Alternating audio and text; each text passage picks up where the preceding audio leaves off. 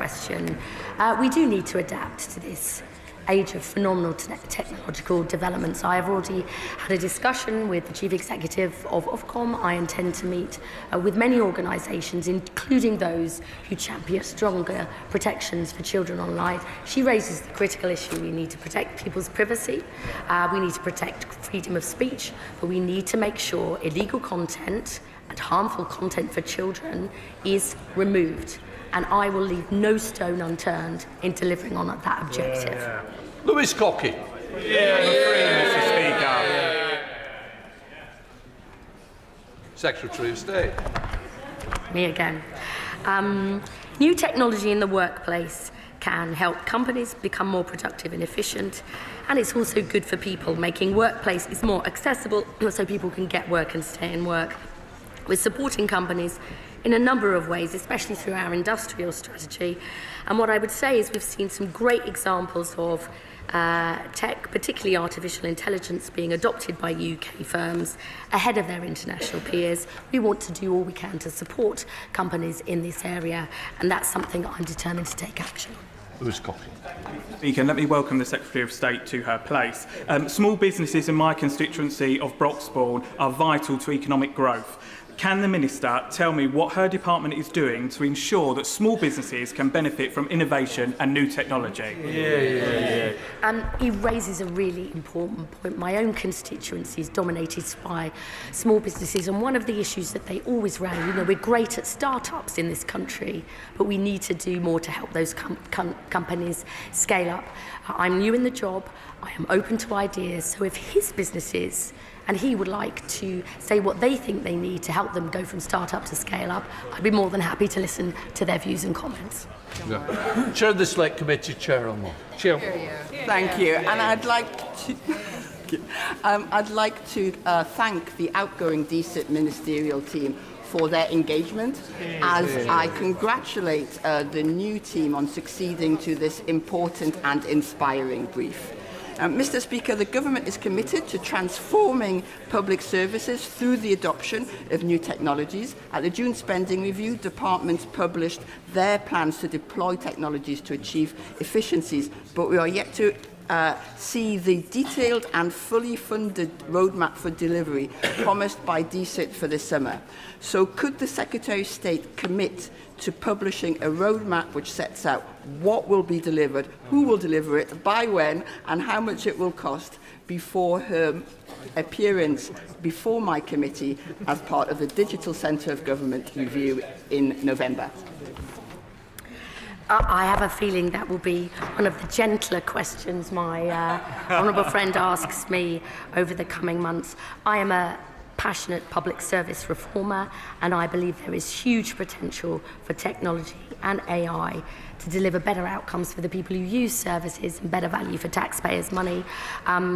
I will definitely come forward to her with more detail on the questions that she raises. I would just say in my last role, we saw a fantastic example in Wales of our work coaches in our job centres who had big queues for helping people do their CVs.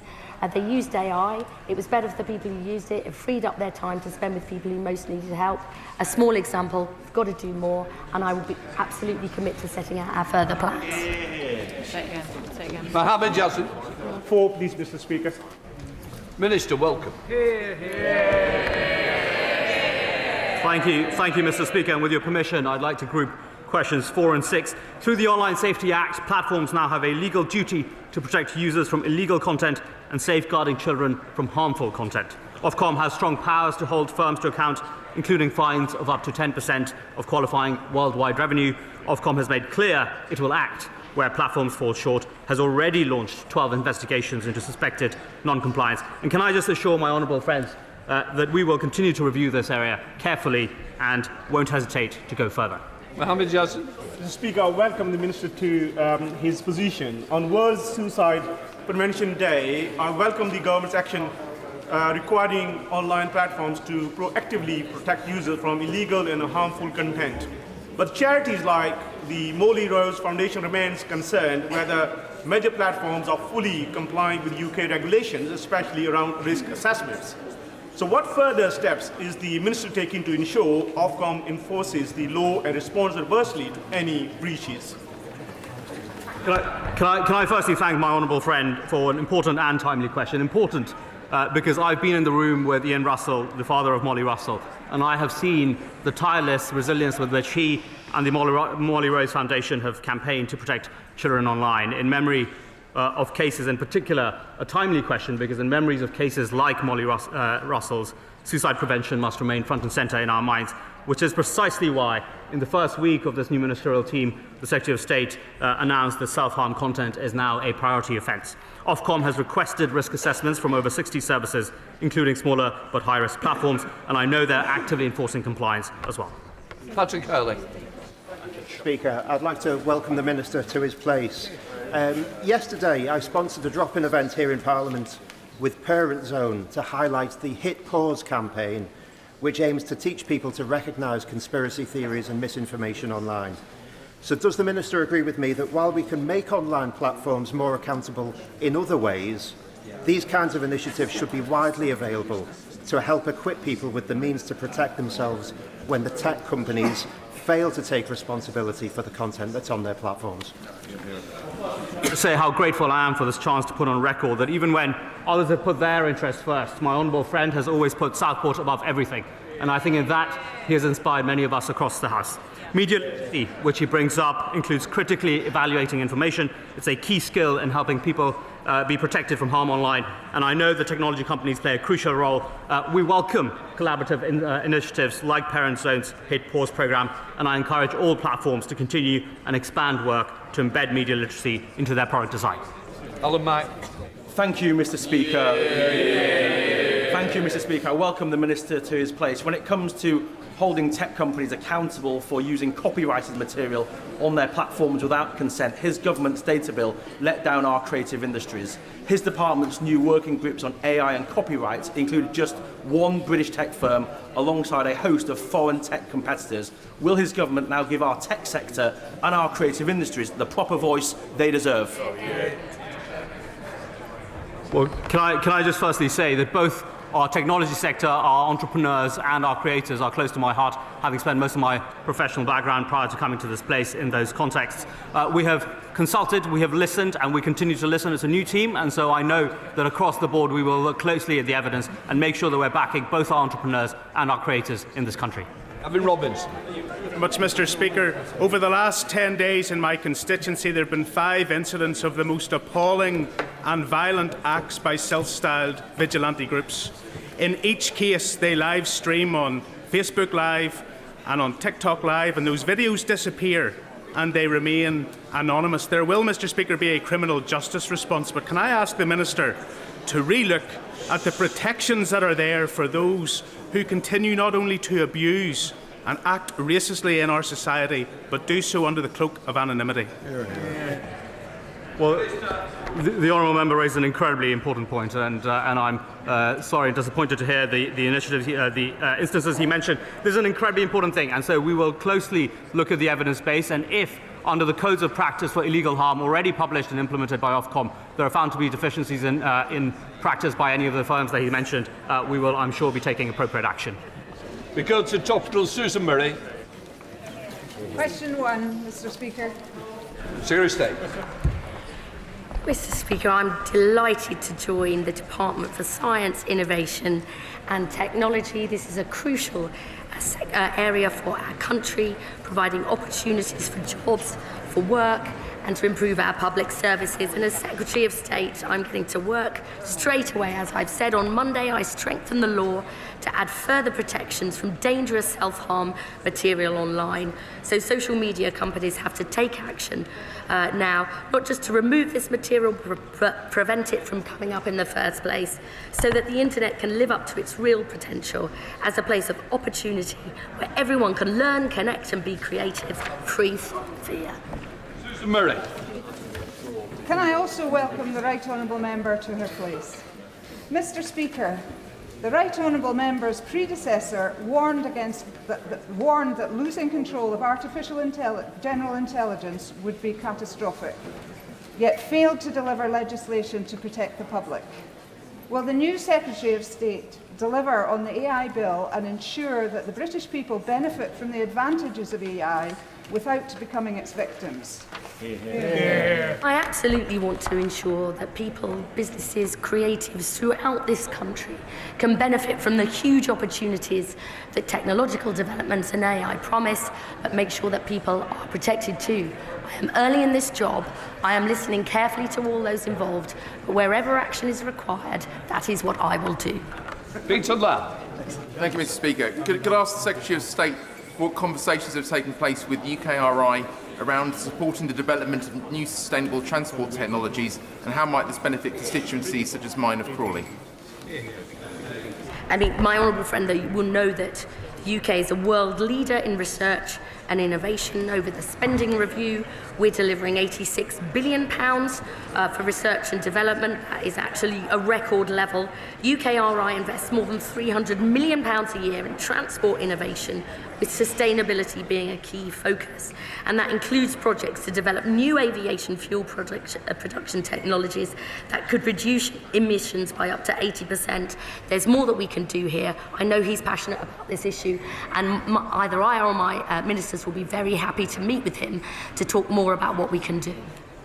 We now come to Shadow Secretary. Welcome her to a new position, Julie Lopez. Thank you, Mr. Speaker. I welcome the new Secretary of State to her place, and of course her stellar team. The Right Honourable Member for Edinburgh South is so hot that he snared 2 jobs from the guy who just fired him. As Tech Secretary, she replaces the Ozempic of Whitehall, who claimed his digital plan would shear £45 billion of fat from the government. By how much did it cut the civil service? Let me say to the Honourable Lady, I believe that using tech and AI to modernise our public services actually enables people who work in the public sector to spend more time on the things that they want, which is serving the users of public services, and less time filling out all the red tape and bureaucracy, much of it which was put in place by her government. Julia Lopez. I fully agree with her, but the number of civil servants has risen to a 20-year high under Labour. If somebody in the private sector led a reverse efficiency drive, they'd get sacked. Labour makes him business secretary. For a welfare meltdown, you get to be the Minister for the Future, and as AI screams for cheap electricity, the Prime Minister cannot sack his failing energy secretary. Why should the tech sector believe that this is a government of delivery?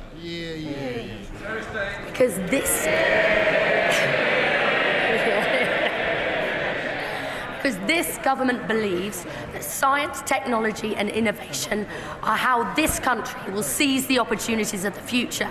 And unlike members opposite, we're determined to deliver that change for people in every part of the country, no matter where they live, because our people are our best asset. We want to grow the economy, transform our publics and sort out the mess that was left by members opposite. Dave Robertson. Thank you, Mr. Speaker. Too many of my constituents in Lichfield, Burntwood and the villages are struggling with appalling mobile signal. It's a problem we see across the country, and it's often worse in rural areas. What steps is the Ministerial team taking to ensure that the government's review of the mobile market leads to a faster rollout of 5G? We can't ensure everybody in this country benefits from being online and the developments that are there unless everybody is joined up to fast broadband.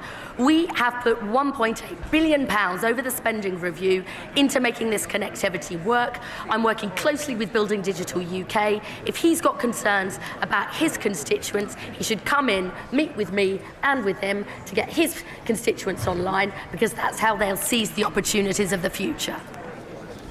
We now come to Prime Minister's questions. I call Dr. Luke Evans. Number 1, Mr. Speaker. Prime Minister.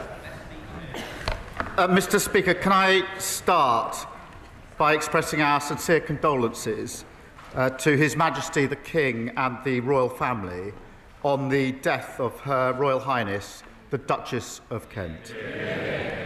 Her life was filled with compassion and dignity.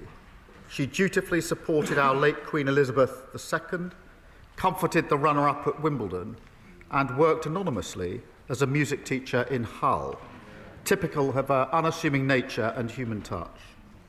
Our thoughts, and I'm sure the whole House's thoughts, are with His Royal Highness the Duke of Kent, his family, and all those whose lives she touched. Mr. Speaker, turning to other events, I condemn the strikes that Israel carried out in Doha yesterday. They violate Qatar's sovereignty. They do nothing to secure the peace that the UK and so many of our allies are committed to.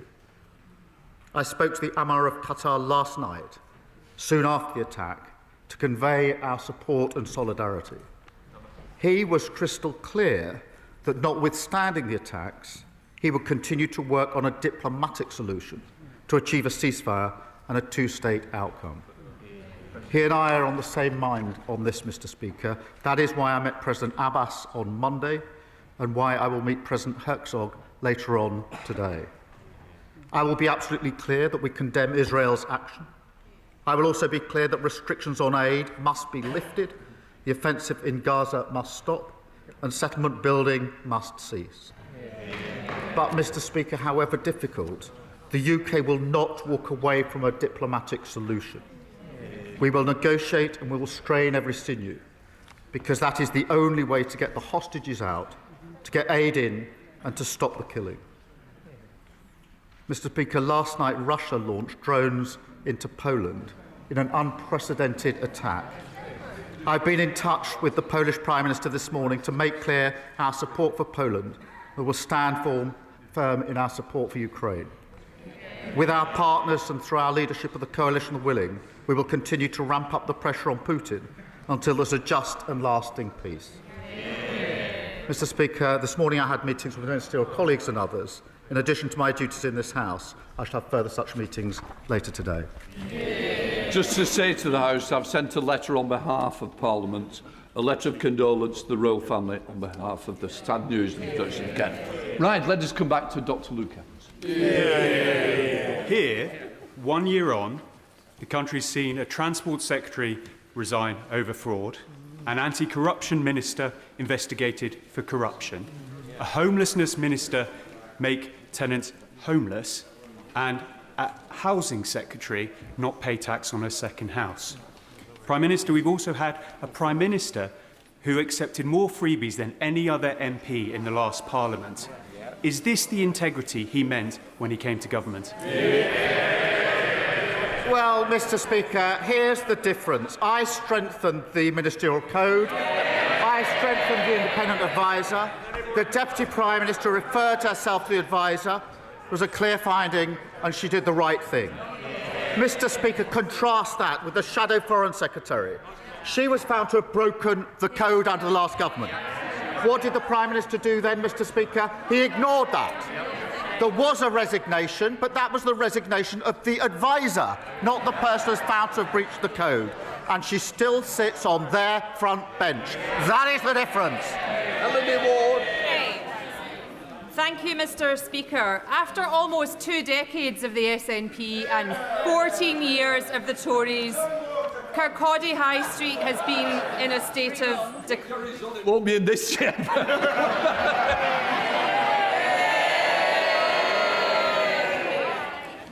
Thank you, Mr. Speaker. After almost 2 decades of the SNP and 14 years of the Tories, Kirkcaldy High Street has been in a state of decline.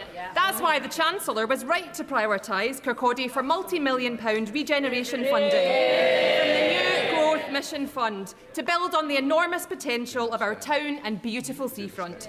Does the Prime Minister agree that investment over decline is key to this Labour government, and will he ask the new Business Secretary to meet with me to discuss this funding? Well, I thank her for her question. She's been a tireless campaigner for investment into High Street. Mr. Speaker, I can give her good news because thanks to funding committed by the Chancellor and this Labour government, I can confirm today that, subject to business case approval, we will approve millions to transform Kirkcaldy's High Street and seafront. And I will, of course, make sure she gets the meeting she wants with the Business Secretary. The SNP have squandered the potential of these high streets for 2 decades. Next year, people can vote for positive change with a Scottish Labour government. We come to the Leader of the Opposition, can we be or not? Mr. Speaker, can I associate myself with the comments the Prime Minister made about the Duchess of Kent? She lived an exemplary life of public service and she will be very much missed. And I also agree with the Prime Minister, as should all of us in this House. We stand shoulder to shoulder with Poland and all our NATO allies against Putin's aggression. A NATO country has just had to defend itself against Russian drones. Now, more than ever, we need our ambassador to Washington fully focused on this issue and liaising closely with America. Does the Prime Minister have full confidence in Peter Mandelson? Mr. Speaker, let me start by saying the victims of Epstein are the forefront of our minds.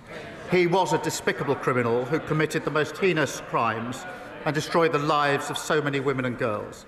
The ambassador has repeatedly expressed his deep regret for his association with him. He's right to do so. I have confidence in him, and he's playing an important role in the UK-US relationship. This is interesting, Mr. Speaker. He says the ambassador has expressed full regret, but the victims of the paedophile Jeffrey Epstein have called for Lord Mandelson to be sacked. And just so the House is aware, in 2019, Jeffrey Epstein was convicted of child prostitution and sex trafficking that took place between 2002 and 2005. That is the precise period which Lord Mandelson called Jeffrey Epstein his best pal. Absolutely. Was the Prime Minister aware of this intimate relationship when he appointed Lord Mandelson to be our ambassador in Washington? Mr. Speaker, as she and the House would expect, full due process was followed during this appointment, as it is with all ambassadors. The ambassador has repeatedly expressed his deep regret. He is right to do so. He's now playing an important part in the US-UK relationship. Mr. Speaker, I asked the Prime Minister if he knew. The fact that he didn't answer indicates that he probably did know. I wasn't asking a question about process, I was asking a question about his judgment. The Daily Telegraph reports today that while Lord Mandelson was Business Secretary, he brokered a deal with Jeffrey Epstein while he was Business Secretary, and that this occurred after Epstein had been convicted of child sex offences. Given this new information, does the Prime Minister really think it is tenable for our ambassador to remain in post? Mr. Speaker, the relationship between the US and the UK is one of our foremost relationships, and I have confidence in the ambassador in the role that he is doing. Mr. Speaker, I think it is embarrassing that the Prime Minister is still saying that he has confidence in a man who was brokering deals with convicted child sex offenders while sitting in government. That is a disgrace. This government has repeatedly refused to declare Lord Mandelson's full interests. And as part of the appointment, there will have been extensive government vetting, including details and timings of Peter Mandelson's dealings with Jeffrey Epstein. So will the Prime Minister publish all these documents, including those about his interests? Well, Mr. Speaker, as I say, full due process was gone through in relation to this appointment, as would be expected. As for the publication of documents, as she well knows, that's subject to a procedure which includes an independent element. Be subject to the usual procedure. The Prime Minister cannot answer any questions. That is not the behaviour of someone who has full confidence. The ambassador should be in the White House talking about how we respond to an incursion into NATO airspace. Instead, he is giving interviews about himself to The Sun. This is a man who already had to be removed from cabinet twice, and now we learn that he was brokering billion-pound deals with Jeffrey Epstein while Business Secretary. I didn't get a proper answer. He's talking about process. This is not about process. This is about judgment. Just last week, I told him that he should sack his Deputy Prime Minister. They all cheered and congratulated themselves. She was gone 2 days later. His face too is broken, and he's got a totally new front bench. So I will ask him again, will he make sure that these documents are published, and will he actually instruct Peter Mandelson to publish all his correspondence with Jeffrey Epstein? Well, she says the ambassador's been in the White House discussing NATO. He is, as we all are, with a number of international calls this morning and on Ukraine, as well as the attack in Doha yesterday. Mr. Speaker, I see she's finally catching up with the questions that she should have asked last week about the Deputy Prime Minister. In the meantime, Mr. Speaker, we have been opened up a new schools-based nursery, On Monday, we had the Defence Industrial Strategy. On Tuesday, we published NHS league tables to push up standards. We reopened Doncaster and Sheffield Airport yesterday. And today, we've set out how we're repairing the concrete in our hospitals. A load of waffle and whataboutery, Mr. Speaker.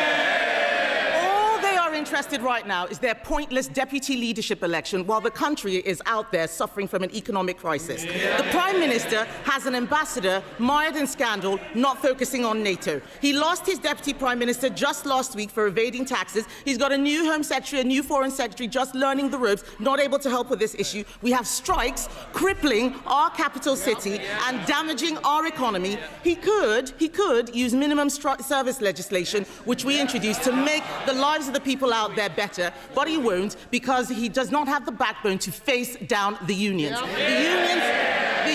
The unions are running this government. All the deputy leadership candidates are chasing after them. And while with this government, it is more strikes, more scandal, more chaos. And the link, Mr. Speaker, isn't the link between all of this his bad decisions, his bad judgment, and his total weakness.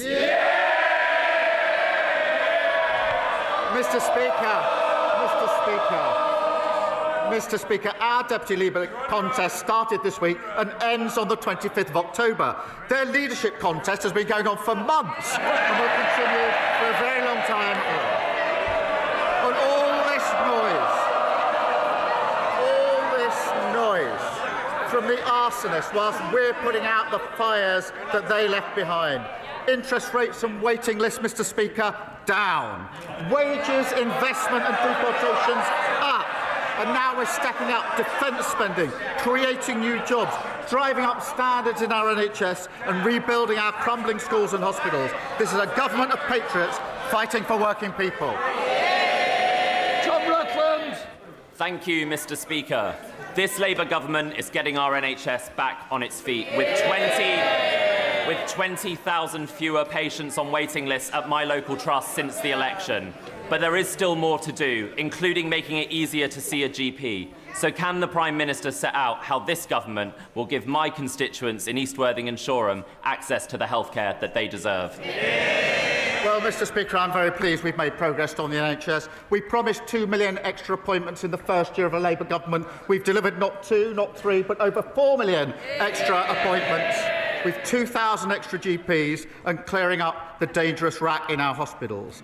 The National League tables, Mr. Speaker, that we published this week will make sure that investment goes where it's needed most, and our 10-year health plan will see neighbourhood health centres in every community to treat patients closer to home. There's more to do, but we've made a lot of progress. Sir Ed Davey, Leader of the Liberal Democrats.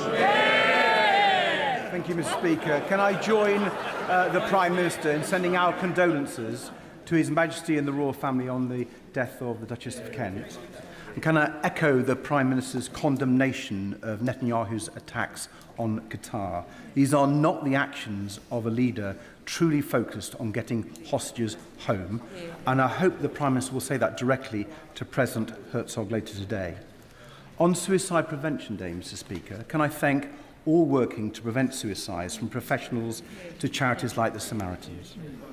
Mr. Speaker, when I talk to parents of disabled children, there's one complaint about government that comes up time and again. All the hoops they must jump through, from EHCPs to the DWP to HMRC.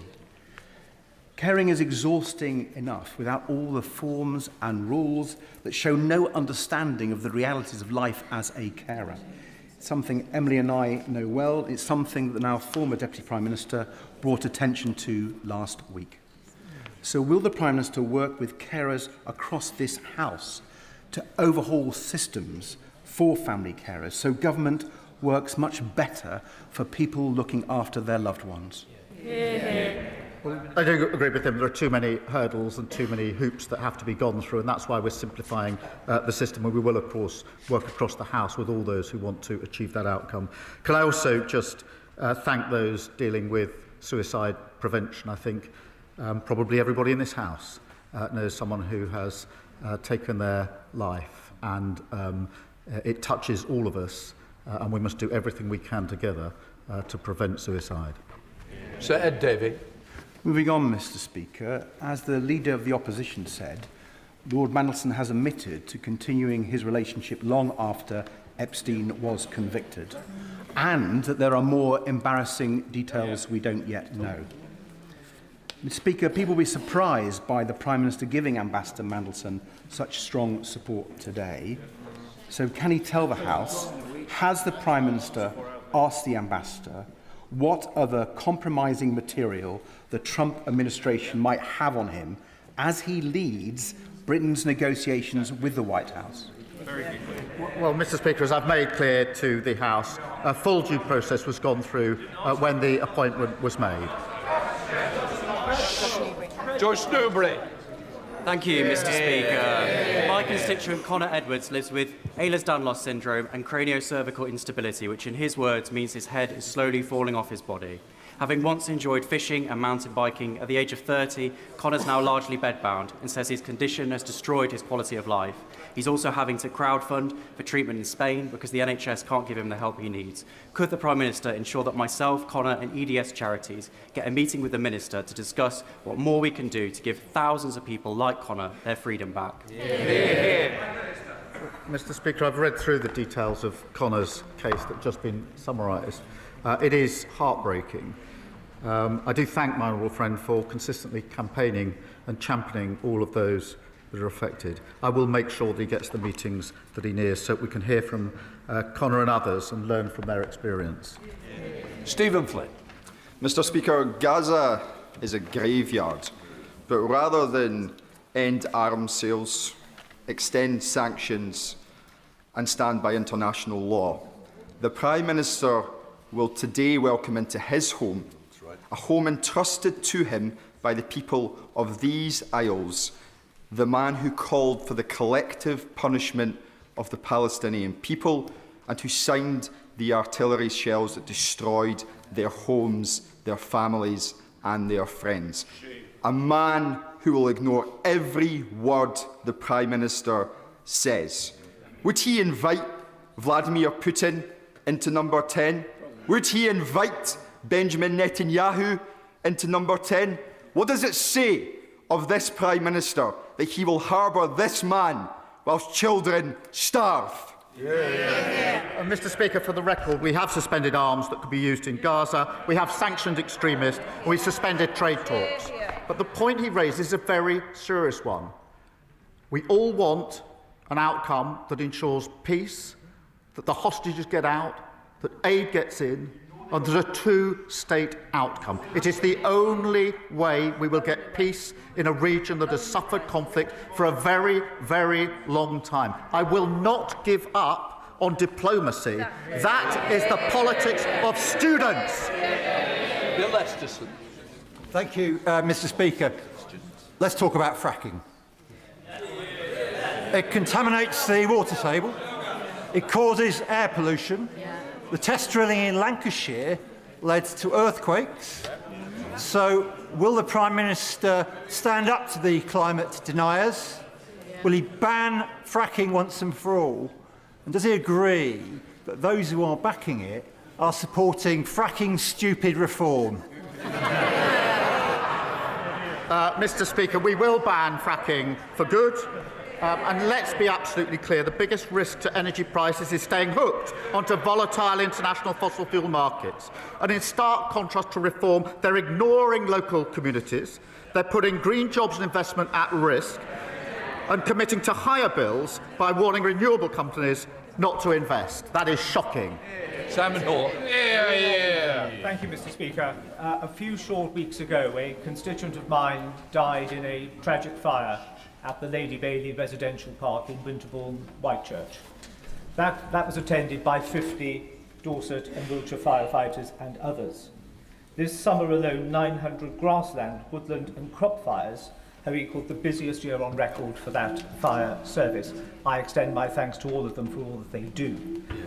He will be aware that rural funding is always an issue, and the funding of the delivery of rural services is always a challenge. Would he arrange for a meeting with the relevant minister in the Home Office for the senior officials at that fire service and me to meet to discuss the needs of our rural area to ensure that my constituents and those across the counties of Dorset and Wiltshire are kept as safe as they possibly can be? Can I say I'm very sorry to hear about the particular case that he raises, and I'm sure the thoughts of the whole House with the friends and family of the constituent that he's referenced. And our thoughts are actually with all of those affected, particularly farmers, and I want to join him in thanking our firefighters who've worked tirelessly to keep people safe. We have provided Dorset and Wiltshire Fire and Rescue Authority with an increased budget of almost £75 million, but I will make sure that he gets the meeting that he asks for to ensure that we can properly support our firefighters and protect our farmland. John Trickett. Thank you, sir. And this morning I spoke to the parents of a young man who's unemployed in my constituency. There are 20 people on the dole in my area for every job that's been advertised. Unemployment is a personal crisis and a social crisis. Will the Prime Minister join with me in reminding the House that unemployment is not a price worth paying, which the opposition party clearly believes? And will the Prime Minister indicate that he will break with the failed economic orthodoxy which suggests that such a thing is true? Mr. Speaker, I'm pleased that the employment rate is up, inactivity is down, and we've created over 380,000 jobs since we've been in power. Mr. Speaker, going further, as a proud Yorkshireman, he will know and he will welcome the reopening of Doncaster Sheffield Airport just yesterday, made possible by the decisions that we've made. That's a Labour mayor working with a Labour government to create jobs across the country. Mr. Speaker, 51 Israeli arms companies are exhibiting at the DSEI Arms Fair in London this week. Some of them even boast that their products are battle-tested. We all know what that means, used to kill men, women and children. So this government often asks us what more we expect them to do when it comes to Gaza. Here's one. Will the Prime Minister stop Israeli arms dealers from parading their Gaza-tested weapons on UK soil? Mr. Speaker, we have very clear and strict rules in relation to this, and we have taken action in relation to arms sales. Ruth Jones. Thank you, Mr. Speaker. And can I thank the Prime Minister for his sympathy and words of condolence regarding the sudden and untimely death of Hefin David, our Welsh member of the Senedd for Caerphilly. His contributions over the last 18 years as a councillor and a member of the Senedd since 2016 were always relevant, witty and incisive. And our thoughts are with his partner and his family. Now, Drone Evolution is a manufacturer based in Caerphilly, and Airbus and Newport West are just two of the companies that will benefit from Labour's investment in defence.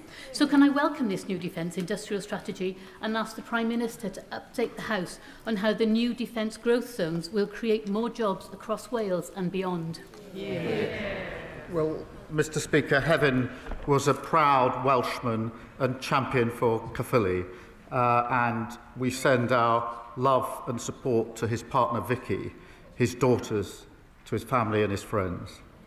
Wales does have a thriving defence sector, and I'm delighted it will host one of our new defence growth zones. That's investing £250 million to make defence an engine for jobs and growth across the United Kingdom. That's what you get, Mr. Speaker, when you have a Labour government in both Cardiff and Westminster working together to deliver for Wales. Andrew Rossendale. Mr. Speaker, sir, my local borough commander in Romford tells me how much valuable police time is being wasted investigating trivial social media posts and non-crime hate incidents. Shouldn't the police be patrolling our streets rather than moderating the internet, Mr. Speaker? So, will the Prime Minister commit to urgently updating the Public Order Act to reflect the realities of the digital age so that our police are focused on tackling real crime and upholding freedom of speech rather than suppressing it? Well, Mr. Speaker, I've been clear on a number of occasions. I do want the police to concentrate on serious crime and on crime that matters most to our communities in each of our constituencies. I've said that before and I'll say it again today.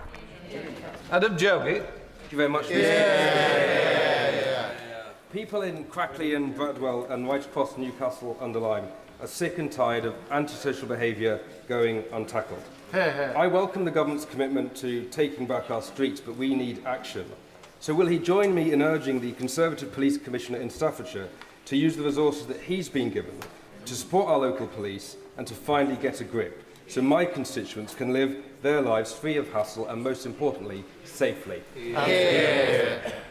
Well, Mr. Speaker, the party opposite decimated neighbourhood policing. People should feel safe in their communities, and that's exactly why I've committed to putting 13,000 additional police personnel back in our town centres and communities. That means, Mr. Speaker, there'll be a named police officer in every community, armed with tough new respect orders to break up antisocial behaviour. And these powers are contained in our crime and policing bill, which the party opposite and Reform voted against. Mark Richard. His Majesty's Prison Stoke Heath in Shropshire has seen 6 deaths in custody in less than 2 years. That is above the national average.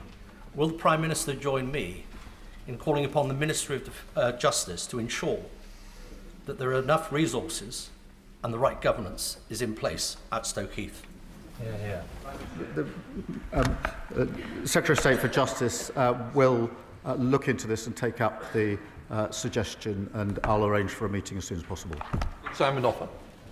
Thank you, Mr. Speaker. Vaccinations were invented in Berkeley, in my constituency, 230 years ago, and as a GP, I have jabbed literally thousands of children and adults. Would the Prime Minister update the House about our new rollout of chickenpox vaccinations, which will further protect our children? And would he also agree with me to condemn other political parties that give platforms for people who spread false rumours about vaccination? Well, my honourable friend speaks with great authority, and I'm proud that Labour are protecting 500,000 children by rolling out the chickenpox vaccines. In stark contrast, the man who wrote Reform's health policy has made shocking and baseless claims that vaccines are linked to cancer. And that's been endorsed by Reform leader. They laugh at it. These dangerous conspiracies cost lives, and it shows that Reform can't be trusted with our NHS. Charlotte Key. Mr. Speaker, Seneca Solar Farm, which runs through my constituency, was given permission by this government, and there are more solar farm applications in the pipeline. My constituents are concerned that these are being made without a land use framework, which would have provided reassurances that the competing demands for land are balanced effectively. Will the Prime Minister make a commitment to give the land use framework statutory weight to ensure that land is used strategically to get the best for new, clean, renewable energy, which genuinely benefits communities, and for farmers, nature, water and housing?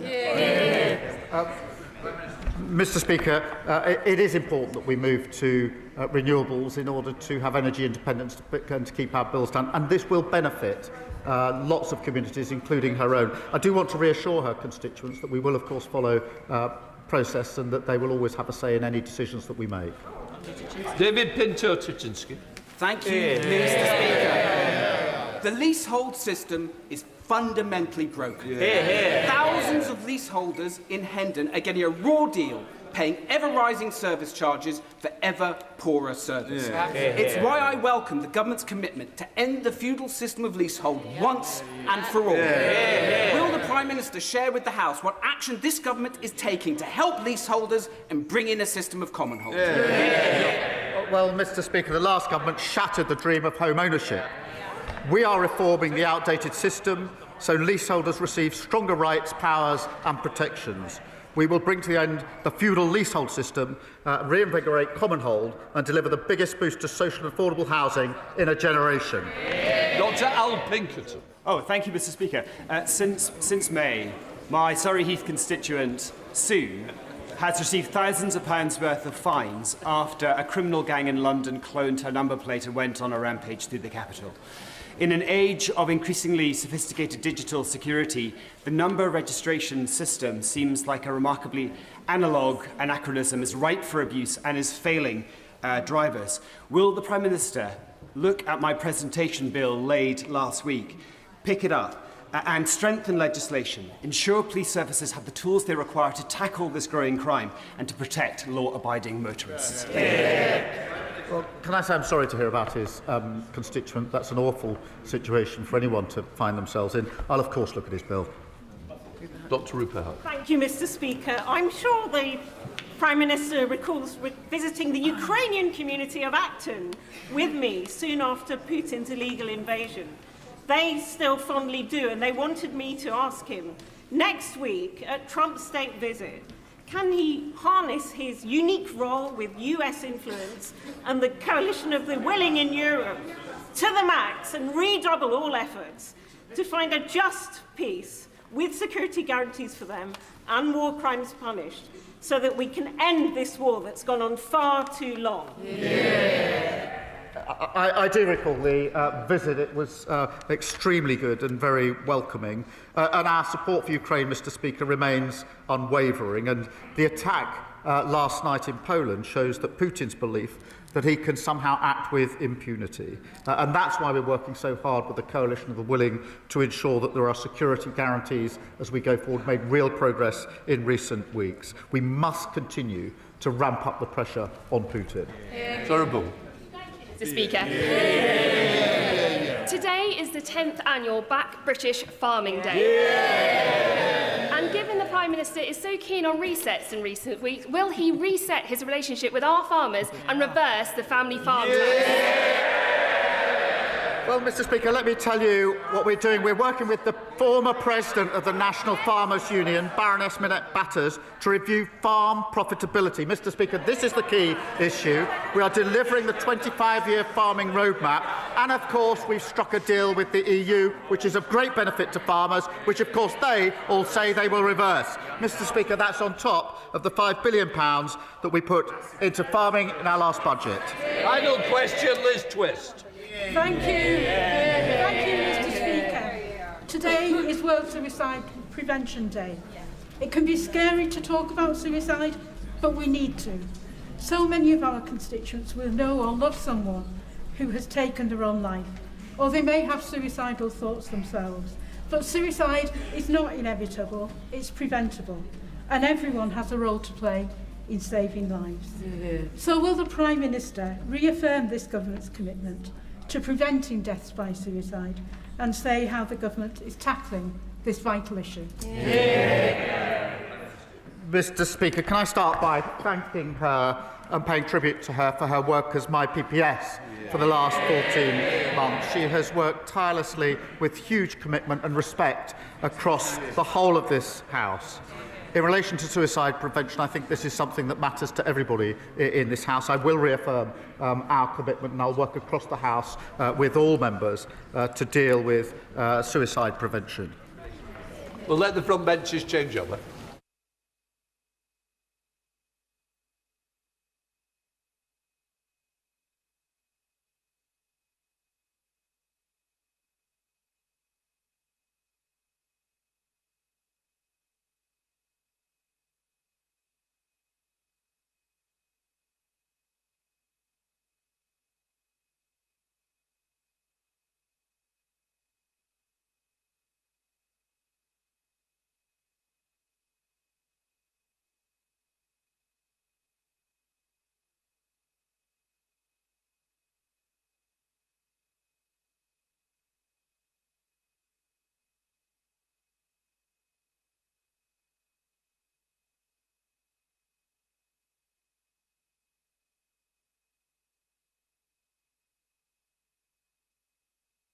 We now come to the urgent question. Callum Miller.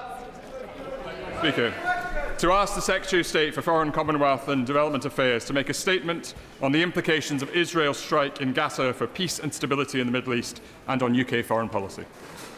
Minister. Mr. Speaker, the UK government is deeply concerned by Israel's strike in Doha yesterday. As the House heard a few minutes ago from the Prime Minister, he and the Foreign Secretary have condemned these flagrant violations of Qatar's sovereignty, which will set back the cause for peace and risk further escalation in the region. The Prime Minister spoke to the Emir of Qatar to express the UK's solidarity and support and to reaffirm our shared commitment to regional stability. The Prime Minister also gave his condolences for the death of a Qatari security officer killed in the attack. Sadly, Qatar's Ministry of Interior has overnight confirmed the death of a second person. Qatar is playing a critical role, Mr. Speaker, in mediating this conflict, driving efforts to secure a ceasefire and to facilitate vital humanitarian access to Gaza. That must remain the priority. This government continues to support them in their efforts to push for an immediate ceasefire, for the release of all hostages cruelly detained by Hamas, for the protection of civilians, and the unrestricted flow of aid into Gaza as the vital first steps towards long-term peace and stability. This is the only way to achieve lasting peace and security for Palestinians and Israelis alike. That is why we are working with partners to develop a framework for peace that addresses governance, security, humanitarian access, and political reform. Negotiation, not more violence, is the way to achieve that. We are actively working together with our international partners, including the G7 and the UN Security Council, to coordinate efforts aimed at de-escalation and reiterate our full support for the sovereignty of Qatar. Earlier this week, the Prime Minister met with President Abbas to discuss the intolerable situation in Gaza, the need for an urgent solution to end horrific suffering and famine, and the Palestinian Authority's reform agenda, vital for a two-state solution. Today, Mr. Speaker, the Prime Minister will meet President Herzog of Israel and reiterate the UK's grave concern following yesterday's strikes, and reiterate that man-made famine in Gaza must end and the renewed offensive in Gaza must not happen. We will continue to push for a political resolution to end this conflict and strive towards a lasting peace. Alan Miller. Thank you, Mr. Speaker, for granting this application for an urgent question, and I'm grateful to the Minister for his statement. Last night's Israeli strikes against Hamas officials in Gaza heralded a new and grave escalation in this terrible conflict. Prime Minister Netanyahu's willingness to strike Doha will undermine efforts to secure the release of the hostages still held in Hamas captivity and set back the path to a desperately needed ceasefire. Liberal Democrats have called for more diplomatic pressure to be placed on Hamas by the Qataris, including with the threat to exile Hamas's leadership from Doha unless we see the immediate and unconditional release of the remaining hostages. That is the kind of diplomatic pressure which must be brought to bear. Instead, the Israeli government has chosen a path which even President Trump, Netanyahu's biggest cheerleader, appears appalled by. And let me be clear, Liberal Democrats support the right of the State of Israel to exist and its right, like all nations, to defend itself. Yet Israel has obligations under international law and duties to its allies, both of which it has breached. Can the Minister confirm whether any UK entity, including the Joint Command at the Al Udeid base, were informed by Israel of the attack in advance? Can the Minister confirm that, in addition to what he's already said, that in his meeting with President Herzog today, the Prime Minister will condemn yesterday's attack in the strongest possible terms and make clear that the UK views this as a flagrant breach of international law? Last night's strikes are, of course, inseparable for the ongoing humanitarian catastrophe in Gaza. They further eroded our collective hope for an end to the suffering of both Gazans and the hostages. And so it is time for meaningful action by this government. Will the Minister confirm that the UK will take the steps necessary today to end the export of F-35 parts to Israel? And in light of the further egregious breaches of international law directed by Netanyahu overnight, will he confirm that President Netanyahu will be sanctioned? Mr. Speaker, as you would expect, I won't be commenting on sanctions from the dispatch box, as is our usual practice. The Prime Minister has set out to this House his intentions for his meeting with President Herzog. Later, I can confirm that the Foreign Secretary met with President Herzog this morning and raised these points among a range of others, including the urgent need both to ensure aid into Gaza, but for further Israeli support to British efforts to medically evacuate injured children and fully funded scholarships to the UK. Chair of the Select Committee. Thank you very much, Mr. Speaker. What happened overnight illustrates a huge problem that the new Foreign Secretary is going to need to deal with, and I'm pleased that the Minister will ably be helping her. But the problem is this. There is an emboldened far-right Israeli government who believe that they can do whatever they like and there won't be any consequences. That's right. Yeah, and on the other hand, we have a country like Qatar who is genuinely working towards peace. I know the Minister has met the ministers. I have met them too. They couldn't be more sincere in the efforts that they're making, and they get bombed for their efforts. The question really is, for the new Foreign Secretary, is how can we make sure that we aren't just bystanders and are actually playing an active role in dealing with this issue? And in what way will the Prime Minister be able to convey such a message to President Herzog this afternoon? I thank my right honourable friend for the question. It is vital that at such serious moments, the UN Security Council plays its full part. So I can confirm to my right honourable friend that the UK is supporting calls for an emergency session of the UN Security Council this evening. The Foreign Secretary will be joining calls with her E3 counterparts this afternoon, and we will be discussing this matter, as she would expect, with a range of G7 allies, including the United States. We come to Shadow Foreign Secretary Dame Priti Patel. This is clearly a very, very serious moment for the Middle East, and no one in this House wants to see a spiral of escalation of hostilities. Israel and Qatar are both important and value strategic partnerships for the partners for the United Kingdom, and we value and recognise the extensive efforts by the Qatari government to secure the release of hostages and their work towards securing a ceasefire. It is tragic, as the Minister has already highlighted, that security guards were killed in this attack. But I think, Mr. Speaker, there are some fundamental issues here, and many of these points have been made from the dispatch box time and time again, that this is a moment for our country. Britain must contribute to and provide the British expertise that is necessary when it comes to the conflict resolution and support strong regional initiatives, including backing Qatar and the Qataris when it comes to releasing the hostages, but also achieving a ceasefire. On top of that, of course, we have to be working with our allies in the United States. And looking ahead to next week with the visit from President Trump, this is a crucial, crucial moment. And there can be no equivocation anymore as this issue just continues to inflict the region day after day after day. Mr. Speaker, it's also true that we certainly should not be mourning those Hamas leaders who have been killed. They have held innocent hostages in terrorist captivity for over 700 days, and they were responsible for the atrocities of the 7th of October 2023, which also killed British nationals.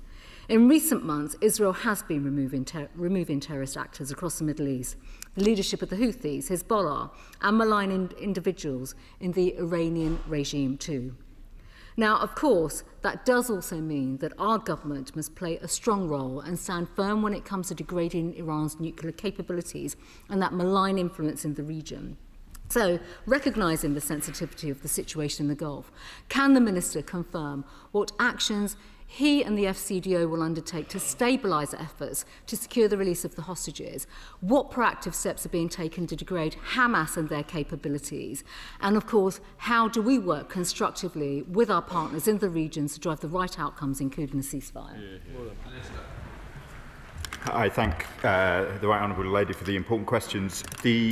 I can commit that the British Government is fully committed to efforts with our Gulf partners, with our partners across the G7, to try and ensure that the negotiations currently ongoing come to the conclusions that we wish to see. Those are conclusions both in the short term. We have long repudiated Hamas's hostage-taking. The hostages need to be released immediately, as must humanitarian aid get into Gaza. But as I said in response to the Honourable Gentleman's question, there are also other questions about governance and security and the long-term prospects for a Gaza, a West Bank, a state of Palestine and a state of Israel living side by side, and we are fully engaged in that diplomacy, as she would expect. On the wider questions which she points to of fragility in the region, she will be familiar with the decisions that we took in relation to snapback. I imagine we'll return to discuss Iran in greater detail at some point in the future. I'm conscious that there were developments over recess. We have triggered snapback, and we will continue to return to the House to discuss the threat of Iran's nuclear programme. Mohammed.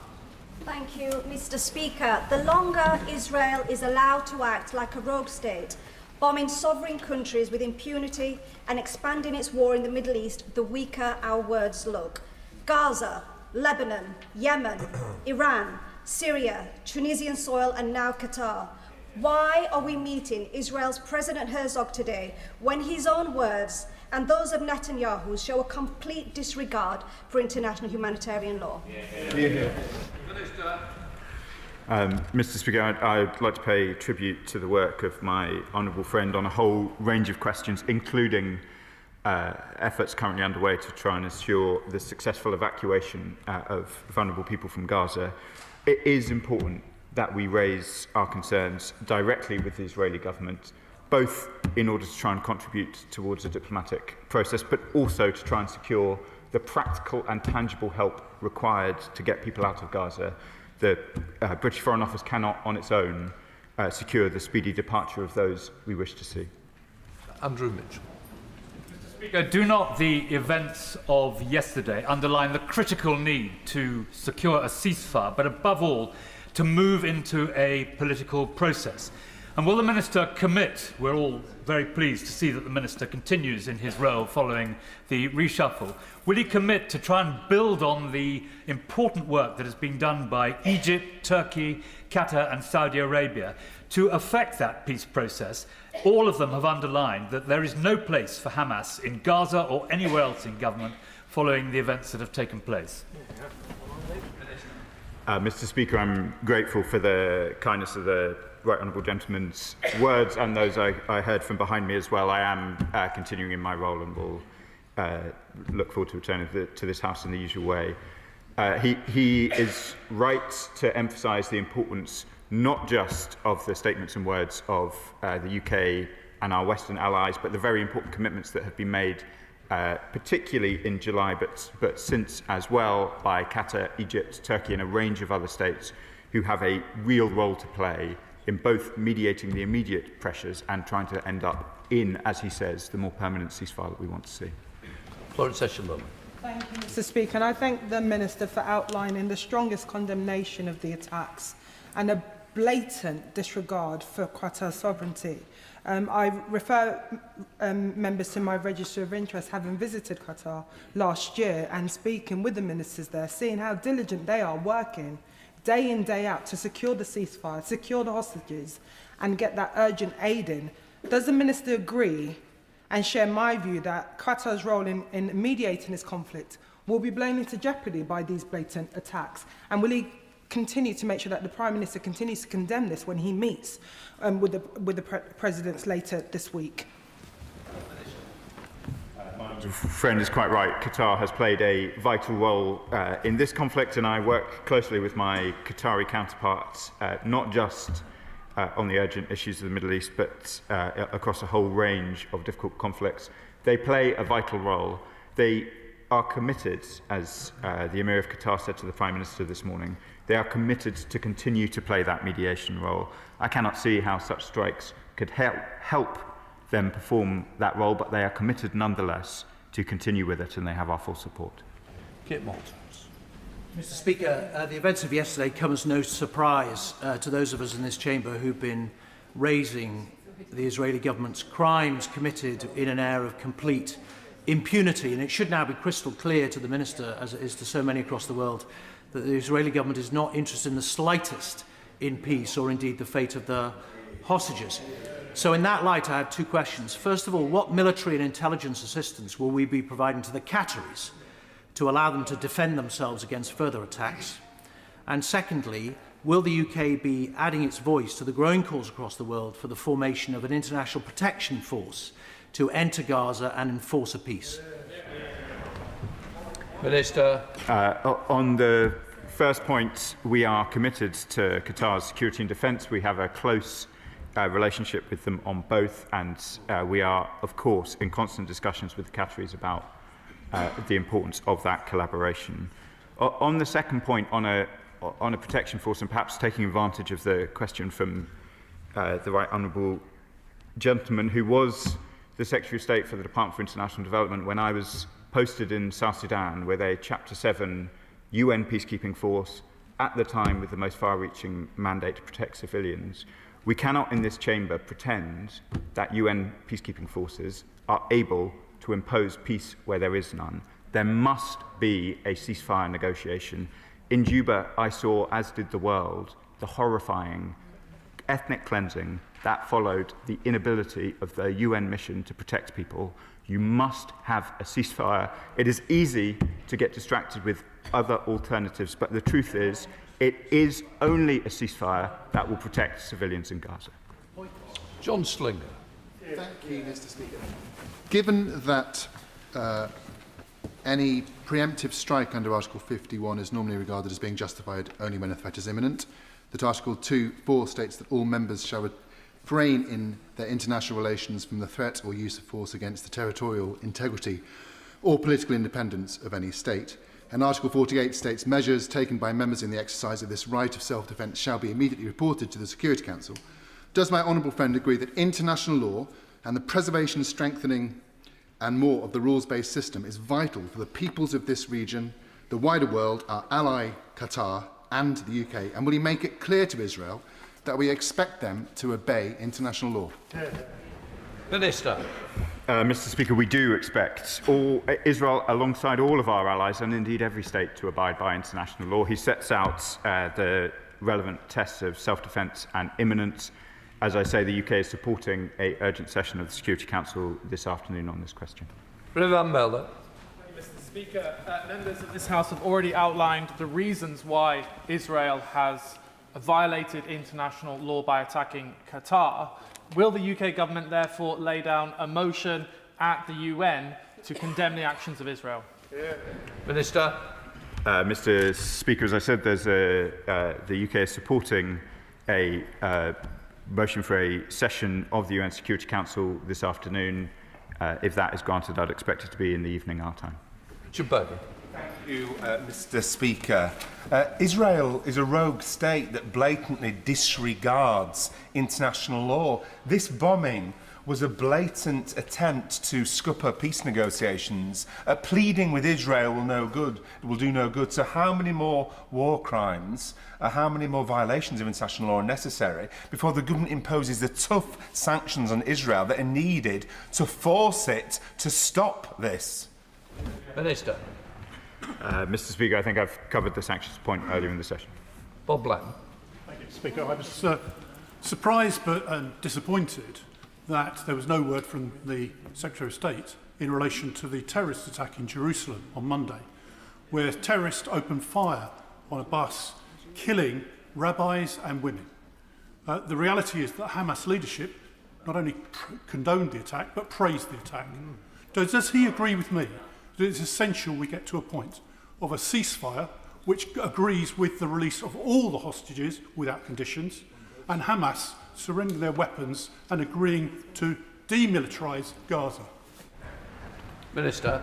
Mr. Speaker, I'm very grateful to the honourable gentleman for raising the attack in Jerusalem, which I condemn utterly and outright. It was barbaric, as he says. Women and rabbis killed. The UK has no truck with it. We condemn it outright, just as we condemn all such activities by Hamas, the taking of hostages, October the 7th, and the long litany of terrorist attacks which they are responsible for and glorifying. Mohammed Jassim. Speaker, Benjamin Netanyahu's extrajudicial killings against a sovereign Western ally exposes his rejection of peace and deliberate escalation of atrocities in a clear violation of international law and diplomacy. He has destroyed the peace talks and acts with impunity. The UK government has rightly condemned these actions, but when will it uphold international law, call out the Israeli Prime Minister as a warmonger and perpetrator of genocide, and end arms sales to Israel and impose the severe sanctions his conduct demands? Mr. Speaker, the Prime Minister set out some of what our government has done in relation to suspensions of arms sales and sanctions on extremist figures in the Israeli government, and I won't belabour the point here. I would simply say on peace talks, the Emir of Qatar is clear. They will continue in their mediation role. We should not count out peace talks while the Qataris themselves rightly continue to try and push them forwards. Brendan O'Hara. Thank you, Mr. Speaker. Israel's bombing of Doha was the action of a state which knows it can act with complete impunity. Once again, the Netanyahu regime has shown that international law simply does not apply to them. And for so long as this government ignores the overwhelming evidence of the genocide in Gaza, so it can profit from the sales of weapons to Israel, that situation will continue. So could the Minister tell us, unless of course this is just another example of the performative condemnation we've seen so often from this government, what exactly will the consequences be for Israel for this egregious attack on Qatar? Minister. Mr. Speaker, I've set out some of the steps that we are taking in relation to this strike, including supporting an emergency session of the UN Security Council, discussing with our allies, including the E3, which the Foreign Secretary will be doing shortly. I wouldn't wish to be drawn further as we discuss this very important incident with our allies. I would just take issue with the honourable gentleman's characterisation. The conflict in Gaza is not a question that relates primarily with UK arms. We are a tiny supplier of residual arms. We have suspended all of those arms that could be used in Gaza. There are other states with much fuller arms relationships. The honourable gentleman says 15%, when in fact he means 15% of components of the total F-35 supply, not the less than 1%, which is the truth about the total supply to Israel. Stella Creasy. Thank you, Mr. Speaker. The Minister is absolutely right to call for a session at the United Nations. Nobody can think that attacking the people trying to broker peace is going to lead to a ceasefire. But ahead of that, this country must have made some assessment of the case for that session and indeed the case for a motion. So can the Minister tell us what the assessment has been made by his officials as to what the civilian casualties and whether this strike explicitly is proportionate under the boundaries of the laws of armed conflict as set out in international law? If we go to the UN, what is the case that we will be making? Good. Minister. Mr. Speaker, I wouldn't want to be drawn on a casualty tally from the UK. Qatar has, as I set out in my response, been quite clear about their own assessments, and these things tend to develop in the immediate aftermath of a strike, so I won't be drawn on casualties or the numbers of people struck. Qatar, quite rightly, will release that information when they are available. My honourable friend asks about what are the international law tests against which this strike must be judged. They are self-defence and imminence, and in any session of the UN Security Council, those are the tests that we would expect Israel to be able to satisfy. Sir Julian. Mr. Speaker, it's not only on this issue, but on many other issues that Qatar, as well as Saudi and other Middle East nations, have developed a real niche and leadership in mediation and conflict resolution. Would the Minister look at our own conflict resolution unit and resources and spend, and now double down on how we are working with the Qataris on all of their mediation efforts? Minister. I thank the honourable gentleman for his question, which is an important one. The strength of our relationship with Qatar on conflict mediation and our own capabilities are a very important area of work. I myself was a negotiator in the Foreign Office, understand deeply how important it is, as of course was our National Security Advisor. I have been due a further discussion with my Qatari ministerial counterpart. It regrettably is continually delayed by events in the region, but we hope to have it soon. Abdul Khan. Thank you, Mr. Speaker. Qatar is an ally and a key negotiator and mediator in a Gaza ceasefire talks, committing atrocities in Gaza, illegal settlements in West Bank, marching into Syria, attacking Lebanon, Iran, Yemen, and now Qatar.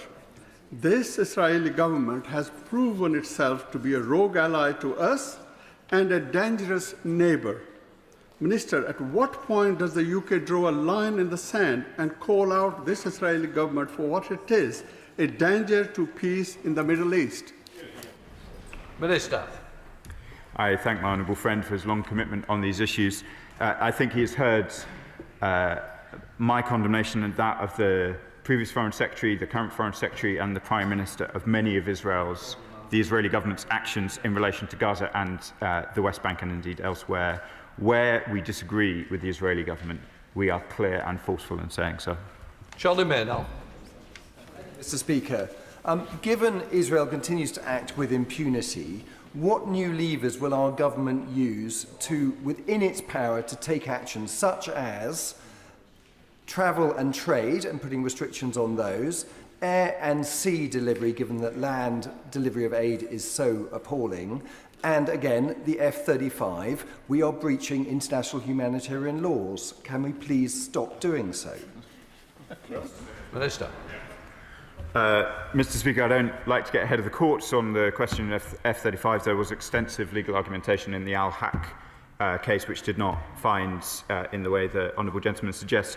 On the question of air and sea access to Gaza, both methods have been tried. The UK supported airdrops alongside our Jordanian partners over the summer. Such was our desperation in order to try and get aid into the Strip. But we cannot escape the fact, Mr. Speaker, that airdrops are at best a pinprick in the overall scale of need. There is an aid operation which works, has a track record, and that is the United Nations operation that was operated. Sea was also tried, particularly under the late period of President Biden. It was not found to be an effective mechanism to get aid in. Where we can get aid, even if it is small, we will do so, Mr. Speaker, but I cannot pretend from this dispatch box that any alternate methods other than the land routes and UN support can reach the scale of need that is required. Thank you, Mr. Speaker. I'm pleased to see the Minister back at the dispatch box, so whether he's equally as pleased to come back here once again to answer questions about the illegal actions of the Israeli government. Look, we've had a situation here where one of our allies has unlawfully attacked another of our allies.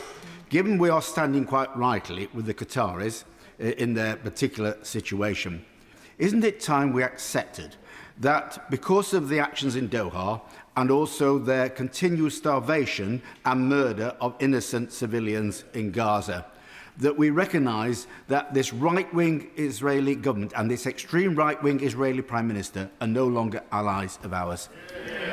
Prime Minister. Mr. Speaker, I thank my honourable friend for his kind words about my reappointment. I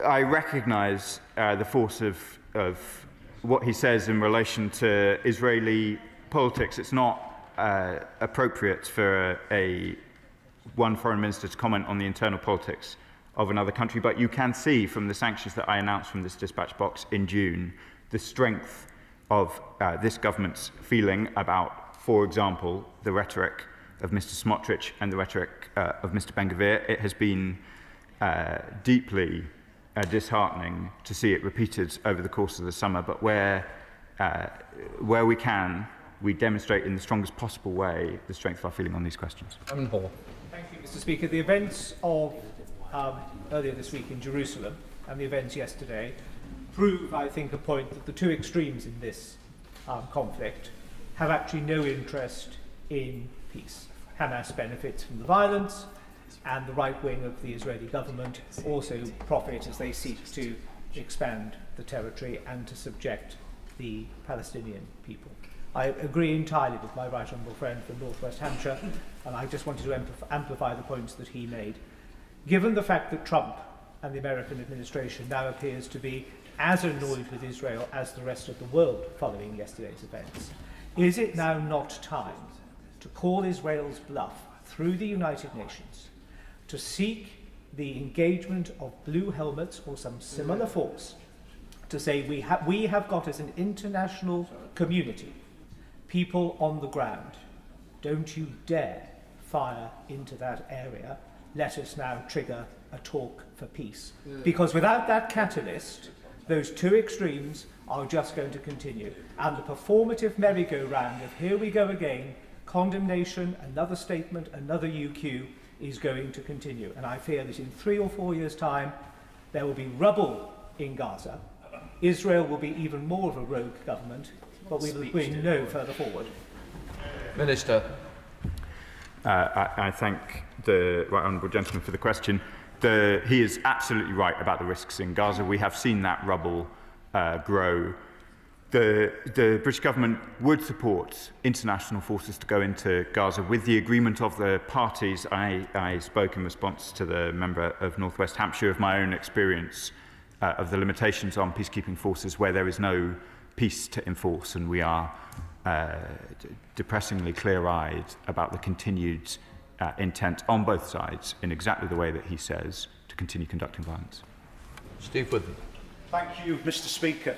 In the past month alone, Israel has bombed Palestine, bombed Lebanon, bombed Syria, bombed Tunisia, bombed Yemen, and yesterday, for the first time, bombed Qatar. What is the government's legal assessment of the strikes on Qatar, and does it consider them a violation of international law? Mr. Speaker, we utterly condemn the violation of Qatar's sovereignty in the way that the House heard from the Prime Minister and in words released this morning. In terms of what the international legal tests are, they are, as my honourable friend for rugby set out, to do with imminence and self-defence. There will be a session of the UN Security Council. It will be for Israel to demonstrate how they are consistent with those tests. Leasehold. And about it, to the day of all days, after an illegal attack on peace brokers Qatar, it is shocking to see the UK put out the red carpet for President Herzog, who's dehumanised Palestinian suffering and incited violence against civilians. His government is being seen to pander to politicians who flout international law. He rightly calls for a ceasefire. When will he call what is happening in Gaza a genocide? Minister. Mr. Speaker, President Herzog is in the UK on a private visit, so I wouldn't characterise the visit as one in which the red carpet is rolled out. And I would just reiterate, this House, rightly, so many colleagues behind me, but I'm sure in front of me as well, are so conscious of the urgency of helping people out of Gaza, ensuring that aid gets in, and ensuring that there is a ceasefire. President Herzog is the head of state. He is not a functional part of the government. He is an important conduit to raise these concerns. The Foreign Secretary sought this morning, amongst other things, to ensure greater support from the Israeli government in order to get children with injuries, in order to get students out. These are difficult practical matters on which we are focused. I understand that perhaps the benches over here would prefer that we did not conduct such talks, but the practical problems of helping people in Gaza are what I am focused on, what the government is focused on, and that is what the Foreign Secretary has raised already with the President this morning. Kim Johnson.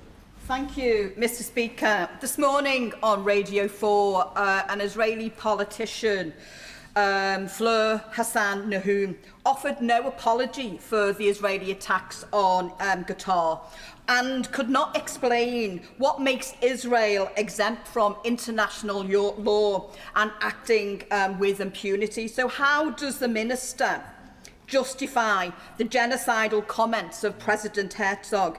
These individuals must be held accountable. And this is not diplomacy, it is shameful complicity. And does the Minister agree with me that today's meeting with Herzog should never have taken place? Minister. Mr. Speaker, I set out the position in relation to President Herzog's visit just a minute ago, and I'm not familiar with the Israeli politician in question, but I can say that the UK considers international law binding on all states. Julian Lewis. Thank you, Mr. Speaker. Despite the atrocious terrorist attack in Jerusalem, I have to agree with the Honourable Lady for Walthamstow when she says that blowing up your enemy's negotiators does not exactly suggest an interest in a negotiated solution. But I would like clarification on the government's position about recognition of a Palestinian state. On the 1st of September, the then Foreign Secretary said that he proposed to recognise a Palestinian state, but that Hamas would not benefit from it because they would have to be disarmed. Does this mean that Hamas must be disarmed before recognition, or will recognition go ahead, as seems to be the case, whether Hamas is disarmed or not? Minister. Mr. Speaker, the Prime Minister and the Foreign Secretary then and now have both been clear that the Prime Minister will make a determination in advance of the UN General Assembly High-Level Week in accordance with the language set out in the statement of July. The Honourable Member makes important points about what the previous Foreign Secretary said about Hamas's position. We must remember that Hamas are not in favour of two states. They are in favour of one state from the river to the sea, and that is not the position of the British government, nor the position, should we take the decisions outlined in the July. Thank you, Mr. Speaker. We all want to see peace, hostages returned, and an end to the man-made famine in Gaza. But this attack on a sovereign nation so closely tied to the peace talk undermines all of that. It's as awful as it is counterproductive. So what can we do to ensure that the pursuit of peace is more than just lip service to the Netanyahu government? Minister.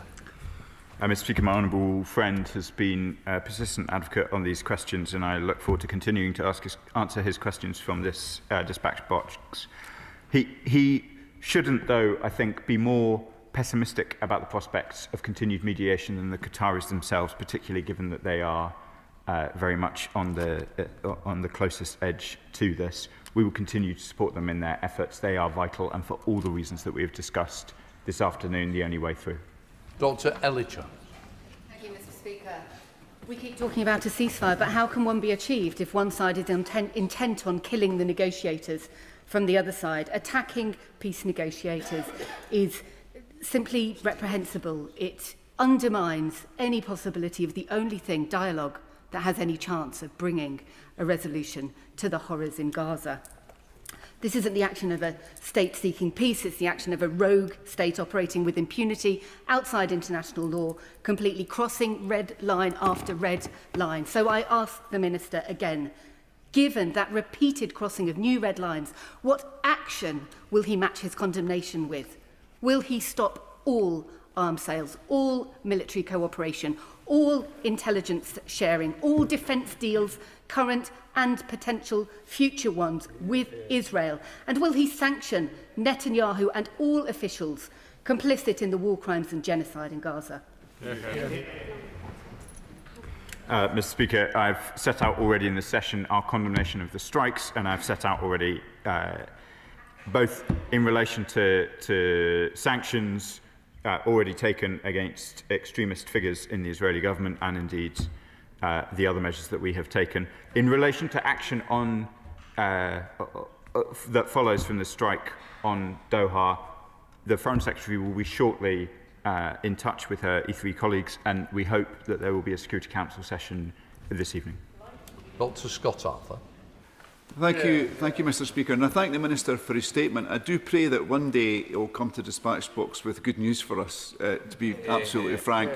In my surgery at Oxguy's Library on Saturday, a UK Palestinian woman came to see me. She brought date cookies which had been freshly made by her mother. I'd hoped to save one for you, Mr. Speaker, but it proved not to be possible. She spoke passionately, and she was really concerned about the visit of the Israeli President to the UK. And I did speak about what the government's been doing, actions that I've supported, which I do believe have saved lives. But I think the actions, what we've seen from Qatar, I think Netanyahu's made a fool of us. And I fear that he's going to continue to make a fool of us. So is it time to change direction, to avoid this happening again? Avoid us taking a stand, asking for a ceasefire, demanding a ceasefire, but Netanyahu just laughing at us? Minister. Mr. Speaker, I'm disappointed that my honourable friend's constituent didn't reserve a cookie for me, but I'm grateful for the important question that she asks. For the reasons I set out before, it is important that we continue to engage directly with the Israeli government, particularly on those questions like the evacuation of vulnerable people from Gaza, on which their cooperation is essential for any further progress. Dr. Andrew Morris. Thank you, Mr. Speaker. Several of our partners in the region, in North Africa and the Middle East, have expended a great deal of political capital in trying to achieve a rapprochement with Israel in recent years. And he will be aware, for example, of Morocco and its work, its leadership in achieving the Abraham Accords. What does he think this attack has done to them? And what confidence can they have now that Israel is truly embarked on a quest for peace in the region? Minister. Mr. Speaker, even in advance of the events yesterday, nations in the region who had taken the step of signing the Abraham Accords are signalling disquiet, most obviously and signally the United Arab Emirates, who released an important statement on this question. I will not seek to speak for our Arab allies, but I am sure that they will be looking at the events yesterday with great concern, and I'm sure the honourable gentleman will have seen the number of statements that have issued from the region over the course of the last 24 hours. Swallow. Thank you, Mr. Speaker. A man-made famine in Gaza, increased settler violence in the West Bank, and now this attack on sovereign Qatar. I do fear that these are not the actions of an Israeli government committed to peace. With that in mind, can I ask my honourable friend to urge the Foreign Secretary to speak to our friends and allies and find out what more we can do to pile concrete pressure on the Israeli government to get round the table and seek that ceasefire we so badly need. Minister. I thank my honourable friend for his commitment to these issues, and I can confirm that the Foreign Secretary is practically, as we speak, in consultations with friends and allies about what further steps we might take. Dance. Thank you, Mr. Speaker. I've said this before. So many constituents from Yeovil, some as young as 11, have told me they are so frustrated that Britain is not doing more. Will the Minister reassure my constituents that the government is doing all it can to make sure that these strikes do not break down the peace process completely and enough aid gets into Gaza now? Minister. The honourable gentleman's young constituent is absolutely right, and I can reassure her and him that we are doing everything we can to try and ensure that the mediation continues, that progress towards a ceasefire is made, and that, of course, aid gets into Gaza. Paul Wall. Thank you, Mr. Speaker. Blessed are the peacemakers, or so we're told, so it seems particularly wicked that Israel can deliberately target the country that's doing more to promote peace than any other in the region. Isn't the tragedy of the Middle East that actually the Palestinians in Gaza and the Israelis in Israel are governed by deeply unpopular extremists who have no interest in peace on either side?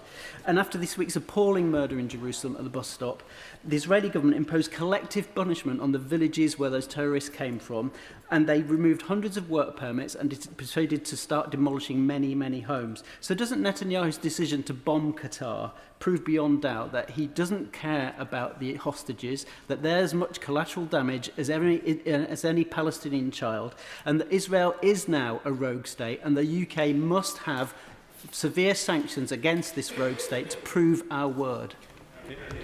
Minister. I'm glad to be answering questions to my honourable friend again, who's been a persistent advocate on these questions. The depth of concern about events, of course, the attack in Jerusalem was horrific, as I said to the honourable gentleman from the Conservative Party. The developments in the West Bank, both over the summer and before, are deeply concerning, and I'm grateful to my honourable friend for raising them. We will continue to keep all measures under review, as he would expect. We have taken far-reaching actions, 3 waves of sanctions, which in particular have been targeted on violent settlers, and we will continue to keep such options under review as developments proceed. Samuel Wilson. Mr. Speaker, let's look at the facts behind Israel's strike. First of all, we had a bunch of terrorists who have been sitting in the safety of Qatar for years, organising and financing acts of terror, including the mass murder of civilians in Israel this week, and boasting about their involvement in it? Is it not an advance that those people are eliminated and it is made clear to them that they will face the consequences of the terror which they organise? And by showing them that they will be pursued, punished and will not win, is it not more likely you'll drive them to the peace table rather than continue their acts of terror? Minister. Mr. Speaker, we've condemned the strikes and I do so again. They violate Qatar's sovereignty. The question of the facts of the strike will obviously be now contested, and as I said earlier, the Qatari government is releasing those facts as they conduct a full investigation following them. There are, regardless of anybody else, there have been Qatari officials killed in this strike, and it is a violation of Qatar's sovereignty. So for that reason alone, it is worth condemning. Jeremy Corbyn. Could I ask the Minister what security information is now shared with Israel, and is the information collected by the more than 600 RAF flights over Gaza being used to guide the Israeli bombardment of buildings in Gaza City and other places? Are we still continuing security cooperation with a country that has bombed almost every neighbouring state over the past year? Mr. Speaker, for reasons the House will understand, I won't give a lengthy commentary on security and intelligence matters, but I can confirm to the right honourable gentleman that we do not provide any information to aid in targeting strikes in Gaza in the way that he describes. John Cooper. Thank you. As a seasoned diplomat, does the Minister recognise that there is a danger here that we're holding Israel to a different standard? When America reached out into Pakistan to snuff out Osama bin Laden, the architect of 9/11, we were taking them to the bar. When Israel reaches out with a precision decapitation strike on the leadership of Hamas, we want to take them to the bar of the International Court. Minister. Mr. Speaker, the honourable gentleman does make me feel rather seasoned, as I was in Pakistan at the time. As I said earlier, the tests on international law are self-defence and imminence. Not every state agrees on the thresholds for self-defence and imminence, but it is the expectation of the British government, with all of our partners, allies, indeed every state, that they demonstrate how they are complying with international law, regardless of who they are. Christy Jolly. Thank you very much, Mr. Speaker. I'm pleased to have the Minister's confirmation that despite yesterday's egregious actions by Israel, Qatar is going to continue its commitment to pursue the peace that we all long for in the Middle East. But to that end, the government has said that before the United Nations General Assembly, it would commit to a state of Palestine if Israel failed to meet certain conditions. Can the government tell us, has Israel failed to meet those conditions? And will the government recognise Palestine as a matter of urgency? Minister.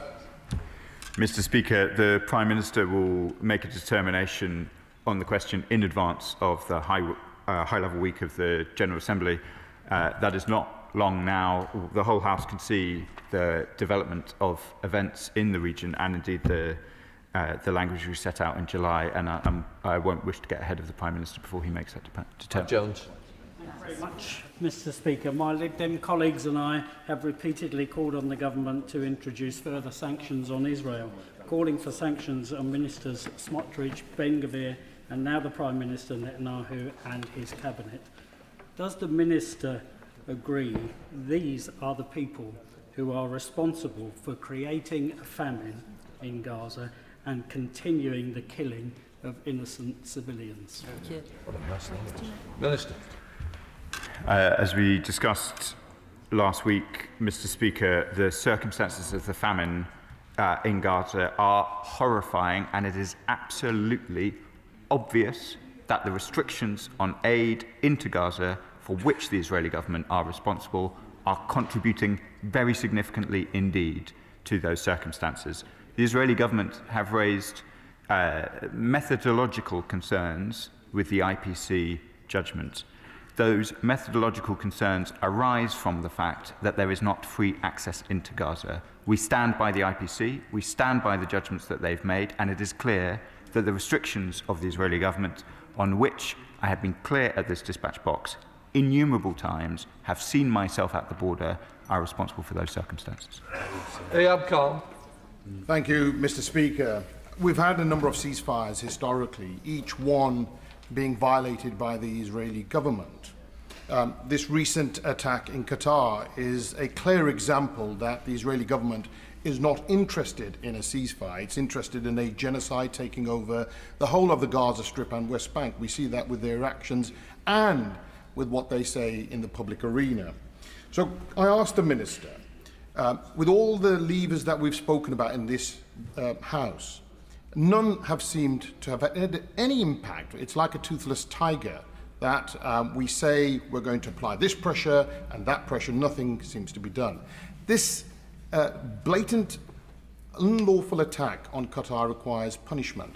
So does the Minister not think that the immediate recognition, unconditional recognition of a state of Palestine is a form of punishment and would go further to a ceasefire than what we are talking about? Minister.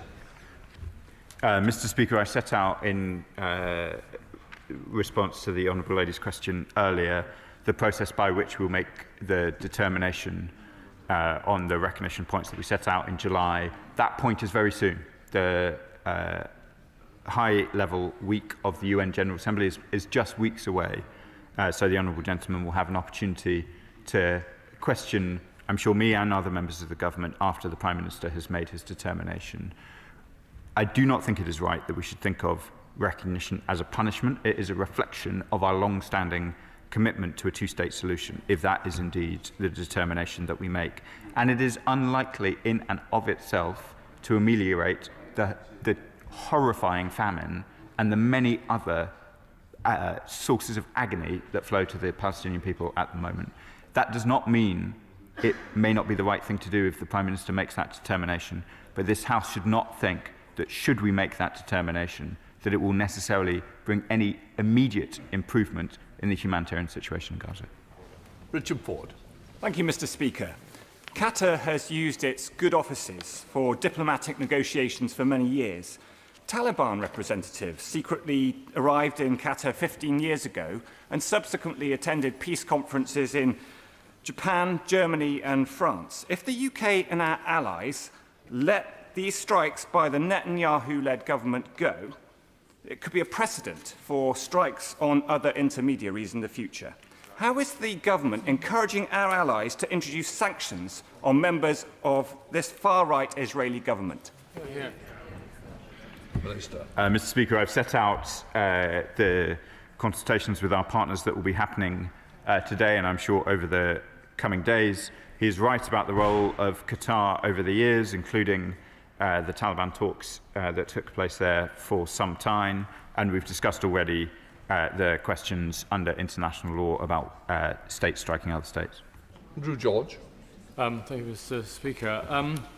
In respect of sanctions, the Honourable the Minister will be aware that I asked the then Foreign Secretary last week whether he would support making sure that the UK had no involvement in the proposed Elbet contract, that's either commercial or governmental, that there is absolutely no use of the Akrotiri airbase in Cyprus to the advantage of the Israeli military, and there's absolutely no trade with the illegal settlements in the West Bank. Yeah. Can we confirm that with the change of guard that position remains the same and that he will make sure it's followed through? Yeah. Minister. I can confirm that the British government's position remains that as set out by the then Foreign Secretary last week. Iqbal Mohammed. Thank you, Mr. Speaker. I joined the House in its condemnation of the attacks against civilians in Jerusalem this week. The impunity and military support afforded to the State of Israel over the past 77 years, and as it carries out the ongoing genocide in Gaza and wider Palestine, has emboldened its leaders to launch assaults in Lebanon, Syria, Iran, Tunisia, and now Qatar, killing thousands and forcing millions there to flee their homes across the region. Is the Minister not concerned that the British government's continued support for a rogue state perpetrating repeated violations of international law will lead to Israel invading other countries and undermine the UK's security and credibility on the world stage? And does he agree that Qatar has a right to defend itself against this unprovoked illegal attack? Minister. Mr. Speaker, I have set out our position in relation to a whole range of Israeli government actions with which we disagree. So I'm not sure I would characterise our position in the way that he did. And I've set out our position on the relevant questions of international law already, as far as I'm able. Alison Bennett. Thank you, Mr. Speaker. Can the Minister confirm whether the Attorney-General will publish any advice he or the government have received on whether there has been breaches of international law during the conflict in Gaza? Thank you. Minister. Mr. Speaker, I think that's more properly a question for the Attorney-General. I think there's been some correspondence between him and his shadow, but I'll revert on what the latest Attorney-General's position is on that question. Shocker Adam. Thank you, Mr. Speaker. After having witnessed the Israeli army massacre over 60,000 people in Gaza, 19,000 of whom are children, the blood-soaked tentacles of the Israeli army are now reaching closer to home, especially in my case. Yesterday afternoon in Doha, my niece, with her daughter, was spending loving times together in the library when the bomb by the Israeli army, which this government fails to condemn as committing a genocide, dropped a bomb 2 to 3 streets away from where they were. The building shook, smoke everywhere, and up till this point, my niece's baby is still asking, will it happen again? So I asked the Minister, will it happen again? And what is this government going to do beyond empty words? When are we going to call for a complete and utter arms sales, completely stopping every single arms sales to Israel, impose economic, political and social sanctions, and use all its power to get aid in desperately into Gaza? Minister. Mr. Speaker, I think I've answered these questions on arms and sanctions already in this session. I want to be clear. We have condemned these strikes. We do not want to see them again. We are discussing these matters with our allies, including, we hope, at the Security Council this evening. We will no doubt keep the House updated as how those discussions go. Jim Shannon. Thank you, Mr. Speaker. Can I first of all thank the Minister for his very confident replies to the questions today and wish him well in the role that he plays. And these things are never easy, but the Minister, I think, has done quite well. Loss of life is regrettable, of course, in all situations. This House must also condemn the callous murders of 6 innocent Israelis, including 2 rabbis and women, the day before the attack in Doha took place.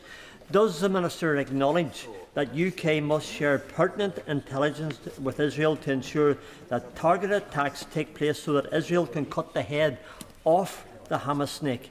And then, and only then, can there be peace for Israel and Gaza by ensuring that the Hamas threat is targeted, eradicated and effectively? Minister. Mr. Speaker, I thank the honourable member for his kind words.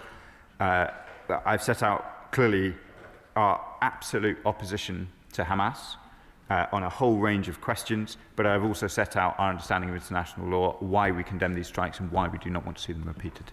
Right, that completes the urgent question. We'll move on to the next one. From bench change over.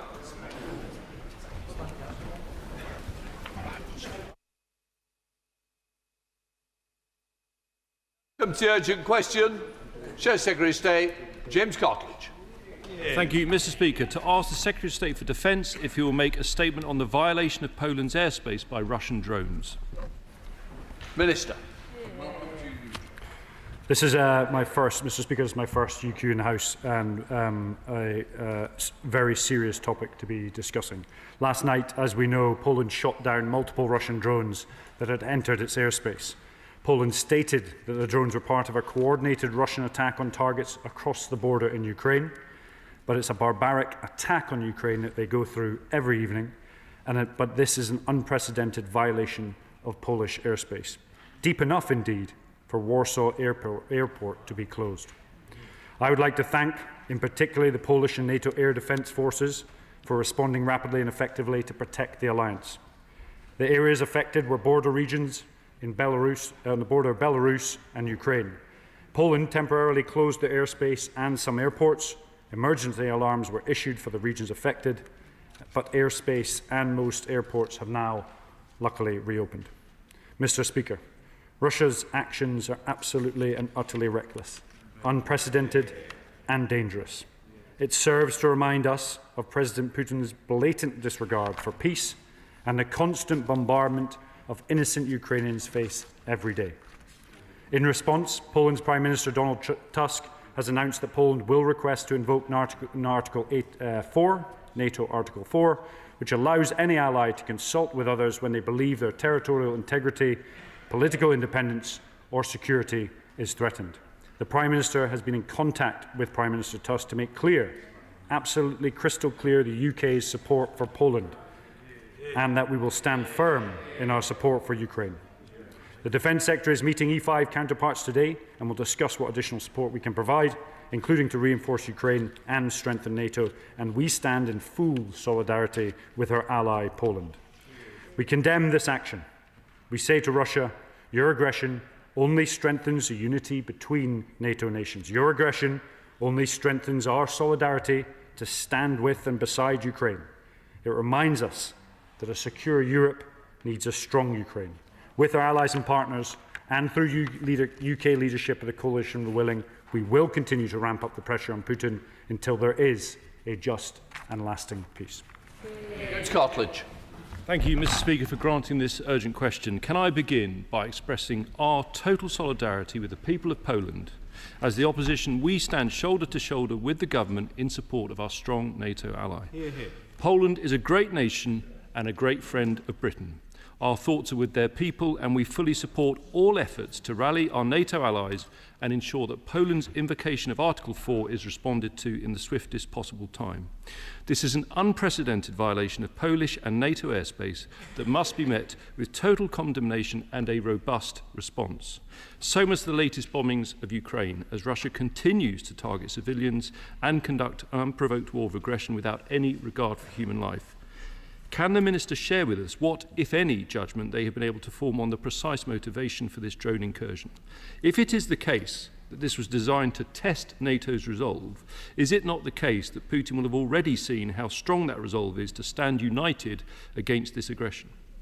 We understand Dutch F-35s were directly involved in supporting the Polish military response and that fighters from other NATO nations may have been scrambled. Is it not sobering to reflect that the F-35s from the Netherlands followed us in rotating air support for Poland, and therefore that if this incursion had occurred just weeks ago, RAF Typhoons could have been directly involved? On the specifics of our joint NATO response, can the Minister say more about what invoking Article 4 means in practical terms for the UK and our allies, and what the next steps are? Importantly, can he outline what discussions the UK government has had with our US counterparts on these developments? And above all, given that this incident involved use of lethal Russian drones against a fellow NATO member, what further steps is the government now considering to constrain Russia's ability to threaten our closest allies and to provide further support to Poland? Finally, in light of the Norway deal, the Minister will be aware that one of the largest ever defence export deals concluded under the previous government was the sale of ground-based air defence to Poland. In the week of DSEI, doesn't this show why such industrial collaboration with our allies is important not just economically but in defending our close allies?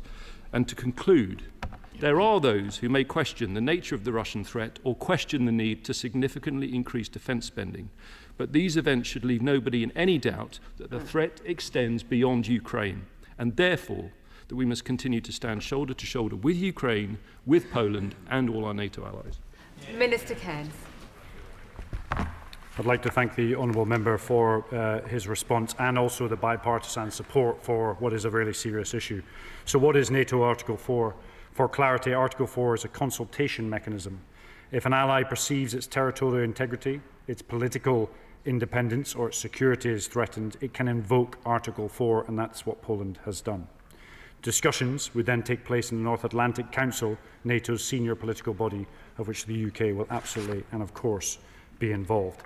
I mentioned early on in my speech the status of the attacks. Poland stated that the drones were part of a coordinated Russian attack on targets across the border in Ukraine, but that doesn't in any way, shape or form excuse those attacks. Those attacks are an unprecedented violation of Polish airspace and unprecedented scale. And then I would just like to confirm that I agree that the industrial collaboration we have with our allies and partners is absolutely essential as we move forward, as NATO moves forward, and as our partners and allies' relationships move forward, to make sure that we are prepared in any way, shape or form for an escalation or indeed an existential crisis should it come across us. We're doing a huge amount to lead our allies and partners with response to Ukraine. Just as we speak, the Secretary of State is with the E5. He is talking about the coalition, the willing. He's talked to Poland representatives already. And of course, we're leading the way in that coalition, its formation, its structure, and of course, how it's going to deploy, should it need to do so if peace ever comes to Ukraine. Derek Twigg. Thank you, Madam Deputy Speaker. Can I welcome the Minister's statement? Isn't it the case that this, again, is another example of what Russia really believes in, and that is complete annihilation of Ukraine? It doesn't care what collateral damage it does elsewhere, although I believe this was a deliberate move by the Russians in terms of sending drones across into Poland, and I welcome what the Polish response and the NATO response was. But isn't this an example of where really we need to be talking about ramping up support for Ukraine in terms of industrial cooperation, in terms of making sure they get more munitions, more equipment, quicker and better, and ramping up sanctions as well. I may add one final thing. I think we need to consider, with the budget coming up, how we ramp up and increase further defence spending ahead of the recent targets being set out. Minister Cairns. So I'd like to thank the honourable friend for his question and also his support for defence as a whole. I completely agree that the Ukrainians are going through a serious violation of international law by a barbaric and reckless leader within Russia. They are feeling and experiencing bombing, drone attacks, ballistic missile attacks, which you can't hear, subterfuge, sabotage, hostage taking, and huge, large-scale kidnapping of children. Air raids go off every night in Ukraine, reminiscent of World War II. The wailing of those sirens just alone have a psychological impact that will last long after any war finishes. So why and today is this happening?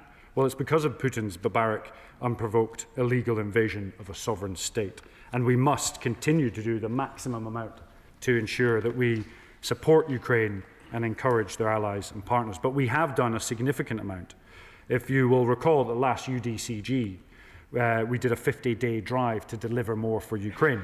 50 days on from that, we had 5 million rounds of munitions, 60,000 artillery shells, rockets, missiles, 2.5 thousand uncrewed systems, 30 vehicles, 200 electronic warfare and defence systems. And then on top of that, we had a 70 million plan to provide 350 air defence missiles, and then finally 150 million to provide air defence and artillery. We are at the leading edge. We have been for a long time in supporting Ukraine, and we will continue to do so long into the future. I call the Liberal Democrat spokesperson, Helen Maguire. Thank you, Madam Deputy Speaker. Overnight, Poland faced down an unprecedented violation of NATO and Polish airspace. The latest act of belligerence by a Russian dictator hell-bent on recreating the Russian Empire. This is a stark reminder that history cannot repeat itself. These drones were part of Russia's latest large-scale assault on Ukraine, where 450 drones were launched. And we thank the Polish Air Force for protecting the NATO alliance, and we stand with our allies. No matter what President Trump believes, it's clear that Putin is not stopping. And he is not considering peace, he is testing NATO's limits. A line has been crossed, and we must collectively stand up to this aggression. This government must take tangible action, so will the Minister take forward the Liberal Democrat proposals to end the import of products processed from Russian oil in third countries, stop UK companies shipping or ensuring Russian liquefied natural gas, and push for a further cut to the oil price cap? As Tusk said this morning, actions speak louder than words. The strongest action that we could take would be to seize the frozen Russian assets across the UK, so will the Minister commit to doing that today? Mr Cairns. I'd like to thank the honourable member for her contribution and, of course, her support for defence. I think she brought up a really valuable point, that those that don't read history are doomed to repeat it. This was an unprecedented attack. It was unprecedented violation of Polish airspace. We are working exceptionally hard with the Polish to ensure they have everything they need. and indeed our broader NATO alliance. We already have significant sanctions on Russia, and I know there's work going on between the Department, the Ministry of Defence and the Foreign Office to look how we can move that forward, and we'll update you in due course. Jonathan Brash. Thank you, Madam Deputy Speaker.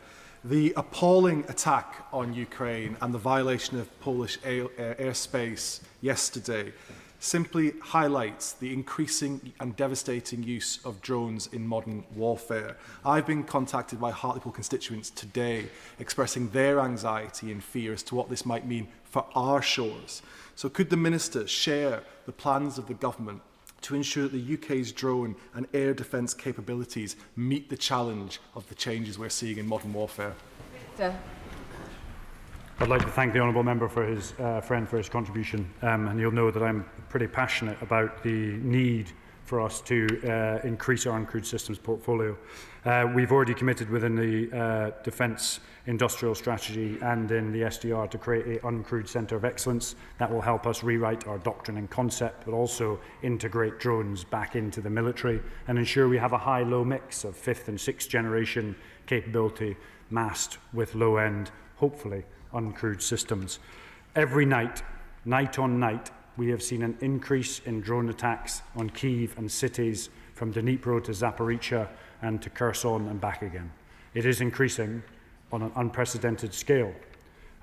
Some could argue that Putin has been emboldened recently, but we are seeing it increase, and we must do everything we possibly can to support the Ukrainians. To end, Duncan Smith.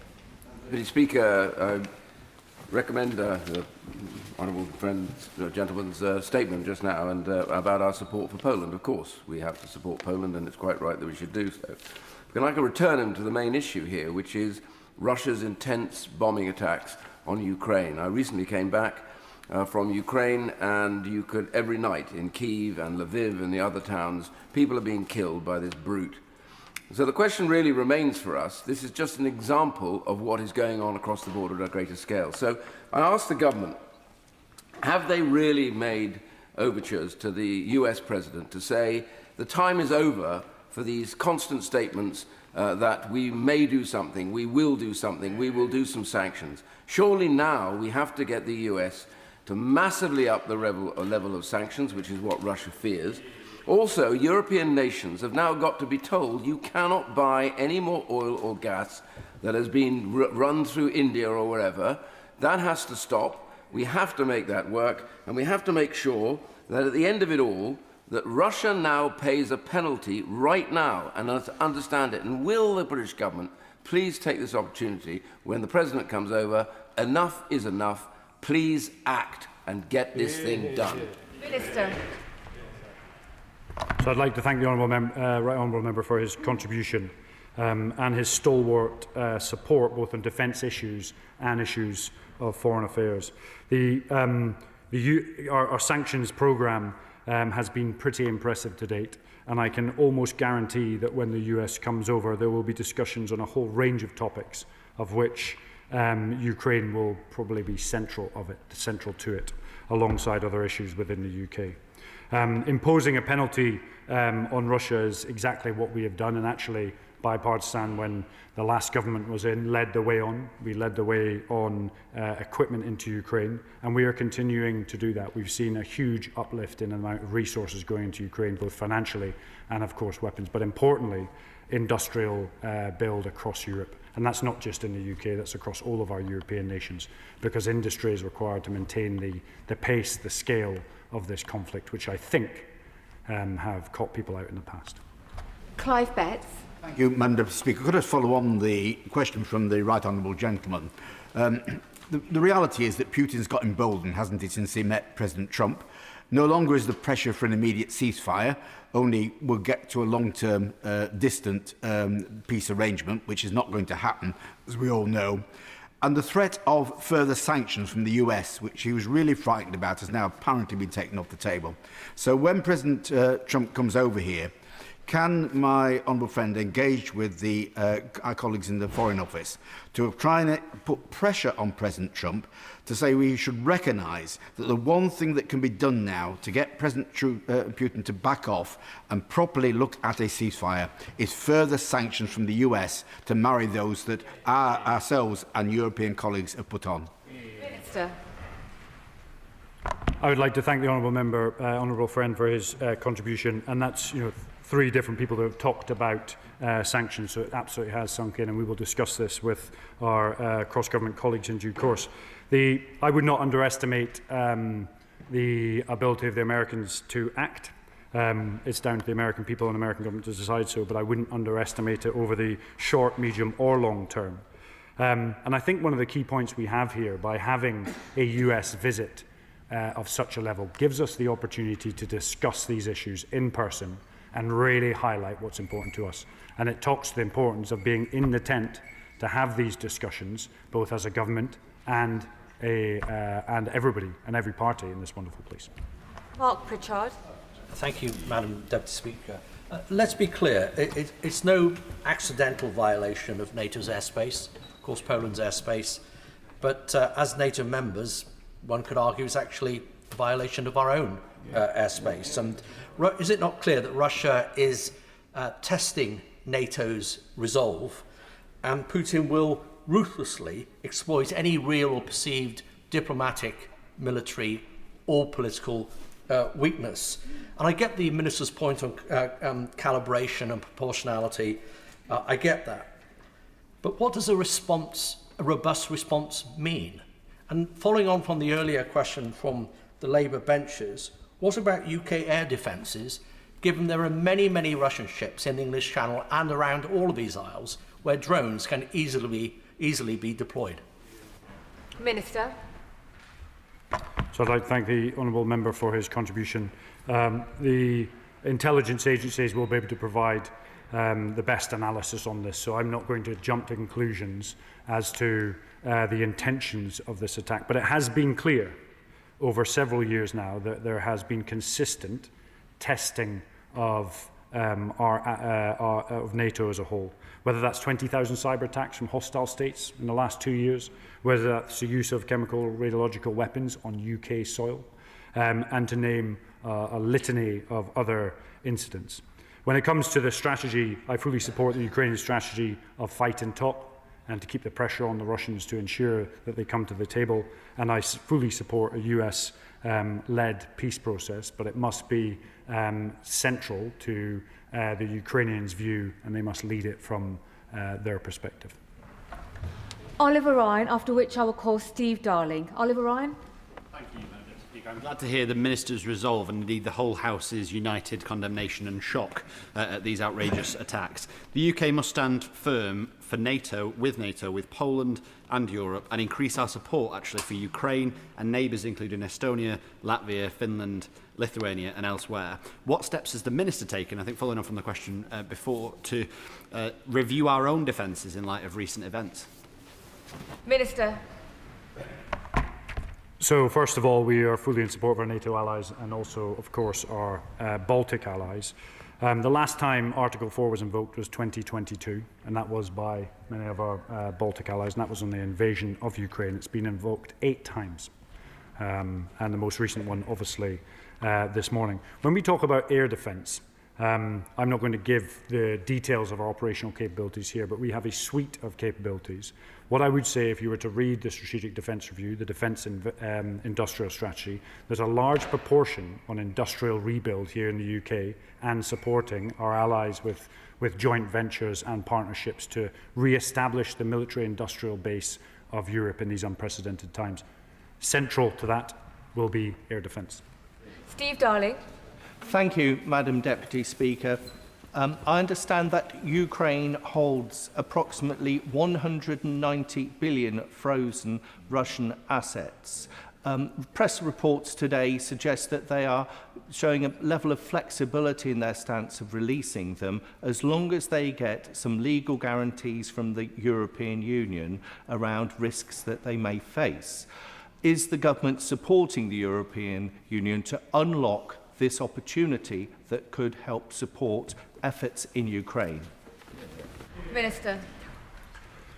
Thank you, the honourable member, for his question. We support the ability to get resources into Ukraine in any way, shape or form. On this specific matter, I will take that away with both the Home Office and our cross-government colleagues and get back to you specifically on the answer. Della Creasy. Thank you, Madam Deputy Speaker. Our constituents with links to Poland will be understandably terrified at last night's development, but they will also be reassured that the Polish people, just as the Ukrainian people, do not stand alone. NATO Supreme Headquarters confirmed that last night we saw not just Polish air defence, but Dutch F-35s, German Patriot batteries and Italian early warning aircraft all involved in the mission. Now, the EU High Commissioner has talked about increasing their involvement in the Eastern Shield project, which we are already part of. Can the Minister update this House about his conversations with our European counterparts about last night and what more we will do to stand with the Polish and the Ukrainian people? Minister. I'd like to thank the member for her question. And first of all, I'd like to thank both Polish and NATO air defence forces for the disrupting that attack that took place yesterday. As you'll know, the defence sector is with the E5 at the moment, and they've discussed a specific issue. And as we look forward, we are working towards a bilateral defence and security treaty with the Polish. Ben Obsujecti. Thank you, Madam Deputy Speaker. I recently visited the Royal Air Force in Poland during their recent deployment in the enhanced NATO air policing role on Obchesman and saw firsthand RAF Typhoons scramble to intercept a Russian SIGINT Kut Alpha. Poland feels the threat from Russia much more keenly than I think we appreciate in this House. Very good point. I raised in the drones debate last week with the Minister that we have a paucity of counter-UAS capability. Whilst we obviously don't face the risks that Poland do or have plans such as Shield East, what steps is the government taking to ensure our own territory, critical infrastructure and military bases, both here and overseas, each possess an organic capability that can be brought to bear? Minister. I'd like to thank the member for his question. We need to have an integrated air defence system with our European and NATO allies, absolutely, and we must also look after our critical national infrastructure. That's why the SDR and the Defence Industrial Strategy really has a focus on that industrial rebuild, of which a part of that is air defence. We're also working with our Ukrainian allies to learn from them best practice and pull that back to here in the UK. Moon. Whereas, Madam Deputy Speaker, the shocking escalation of hostilities by Russia is not only a deliberately provocative act, but threatens all NATO states.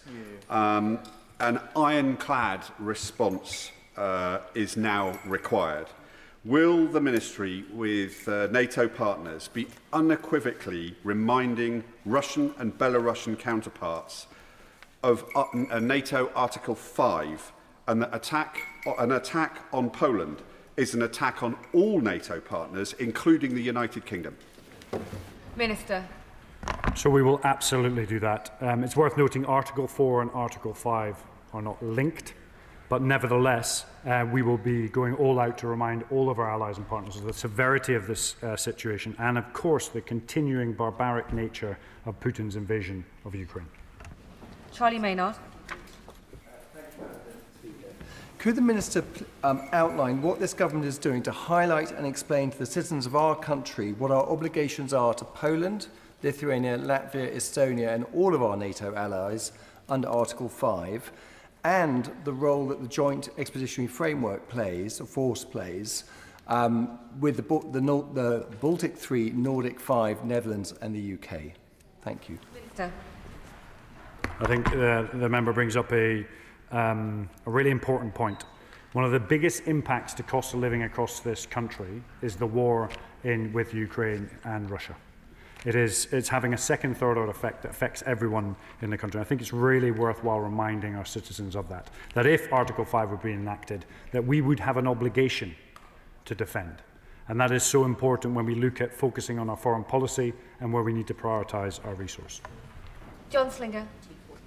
Thank you, Madam Deputy Speaker. The UK and Poland have a very close defence and security relationship, and they are one of our most important European allies. So what plans does the Minister have to strengthen this relationship and that with our other allies? And does he agree that we need to do all we can to calmly make clear to our population here that the defence of the free world is being tested and that we all need collectively to be resolute in our response? Minister. I'd like to thank my honourable friend for the question. For 24 years in the military, I've never seen it so fractious or fragile as it is, particularly today. And I think it's on all of us to make sure the population understands the risk in the geopolitical environment that surrounds us and gives us a standard of living that we have here in the UK. When it comes to Poland, we're working towards a bilateral defence and security treaty with them, which will deepen ties and industrial partnership. Stuart Anderson. Thank you, Madam Deputy Speaker. I believe this was a deliberate attack by Putin to test the resolve and the resources of NATO, and we will see more of these in the coming weeks, months and years. What I've also seen is that Russia were very quick on disinformation and pumping the airways in the cyberspace. Can we ensure that we're providing all resources to counter disinformation, because it is a battle space on its own, and ensure that we are ramping up with the current threat that Russia is pushing out across NATO countries? Minister. I'd like to thank the honourable and gallant member for his contribution and his support to defence affairs. It's worth reminding us, and sometimes we're quite disparaging, that NATO is the most effective military alliance ever seen in history. And its numbers and its capacity far outweigh some of our adversaries. One of the areas I do believe they have a fantastic command capability is information operations, but actually we all collectively as members of Parliament play a part in it. And that's by taking the messages that we have today and making sure our nation and individuals within our constituencies understand the second and third order effects of potential escalation. John Woodcock. Thank you very much. For many years, Banbury has been home to thousands of Polish citizens who will understandably be very concerned at events over the past 24 hours. Can the Minister reassure them that not only is our relationship with Poland steadfast, but that this government is taking steps to strengthen it in spite of Putin? Minister. The one thing that Putin's actions have done is they pull NATO together, they forge alliances, they forge partnerships, and they focus us in on the barbaric nature of Russia's aggression. I've worked with the Polish in the past. We have a great relationship with the Polish. They are increasing defence spending. There are industrial opportunities there. And of course, we have great cultural ties with Poland, whether that goes to the Polish serving in the Air Force in the Second World War, all the way through to the latter years. So we are fully behind Poland, our allies and our partners. Dave Dugan. Thank you, Madam Deputy Speaker. Can I first congratulate and salute the brave air crew that intercepted this flagrant breach, not just of Poland's airspace, but of international rules-based order. I don't believe for 1 second that this was some inadvertent mistake. I think this is classic Russian playbook. They were probing NATO in that attack, and they'll continue to probe until they come up against the resistance that they deem worthy of a change in policy. Russia responds in two ways. One is for strength and one is for weakness. And if they see weakness, they will continue. So can the Minister help us understand in the House what that robust response to that flagrant attack will look like? So as I mentioned earlier, when these incidents take place, it forges the alliance and it focuses it, and it takes away any friction because we create unity of effort. And so it's a mismove by Putin to think that it doesn't really make NATO stronger. And if we're looking at sort of deterrence, whether it's by punishment or denial, one, Ukraine is holding back one of the biggest militaries in the world, and they are being punished, 1 million casualties.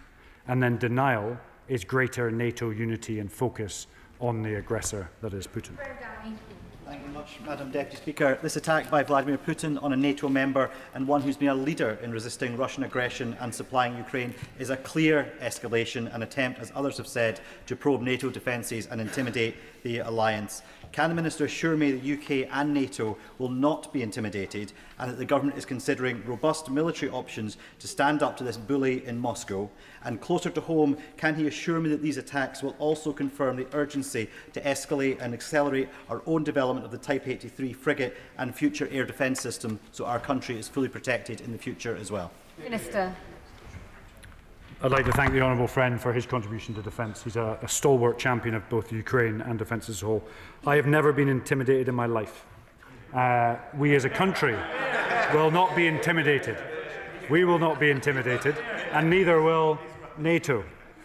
And I would just like to reiterate our defence industrial strategy is absolutely critical. Giving weapons to Ukraine is one thing. Building industrial capacity to generate mass is actually how you win wars should you be caught up in one.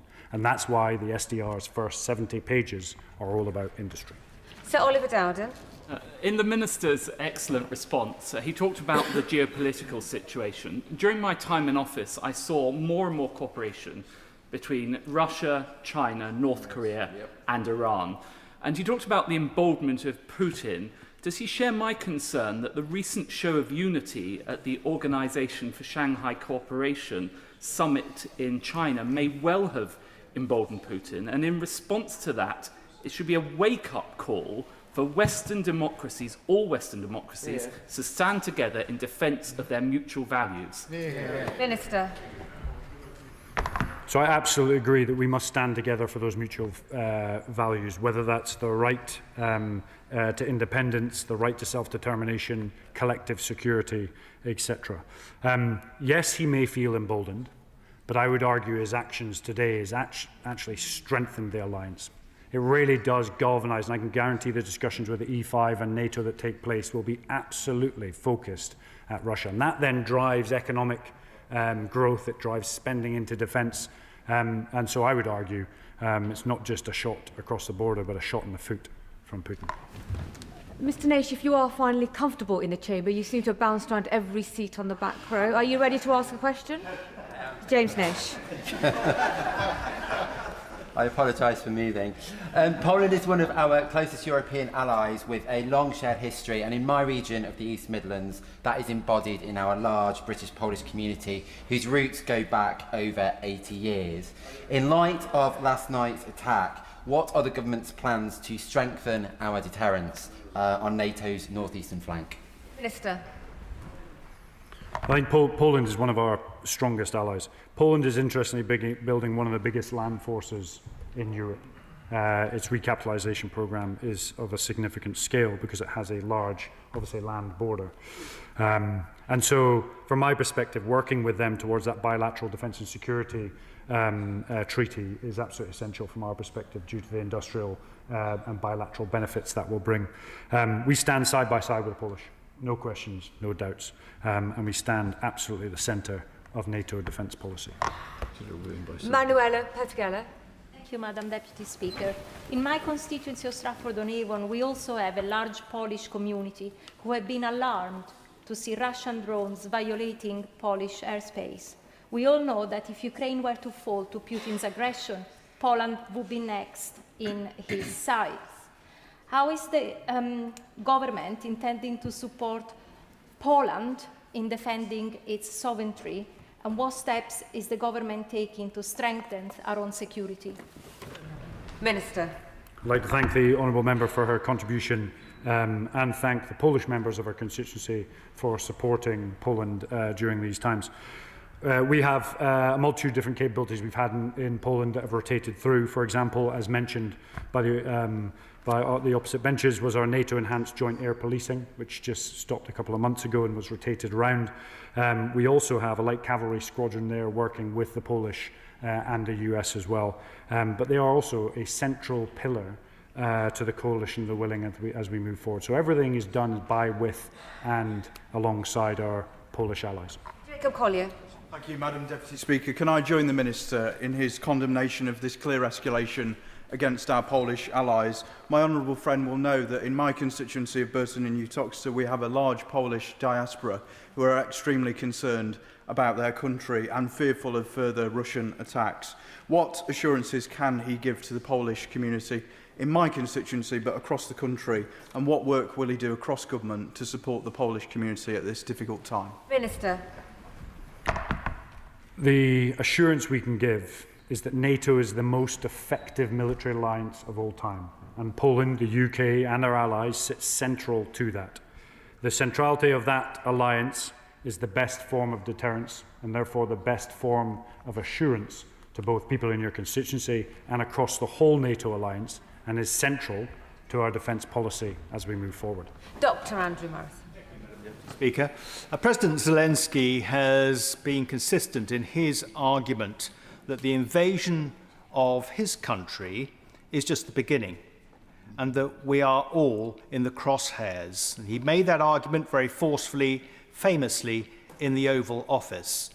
Does the Minister not agree with me that what has happened in relation to this violation of Polish and NATO airspace completely vindicates President Zelensky? Minister. So I've met President Zelensky several times, and I'm a keen observer of the conflict as it's moved forward. 1 million Russian casualties, a 40-kilometre dead zone on the front line that would reflect any battlefront or front line from the First World War to the Second World War. What is happening there is absolutely atrocious. And I always am really clear that deterrence, yes, peace, yes, but appeasement, no.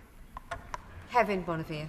Thank you, Madam Deputy Speaker. Like the Honourable Member for Huntingdon, I was also part of the excellent Armed Forces Parliamentary Scheme visit to Operation Chessman in Poland earlier this year.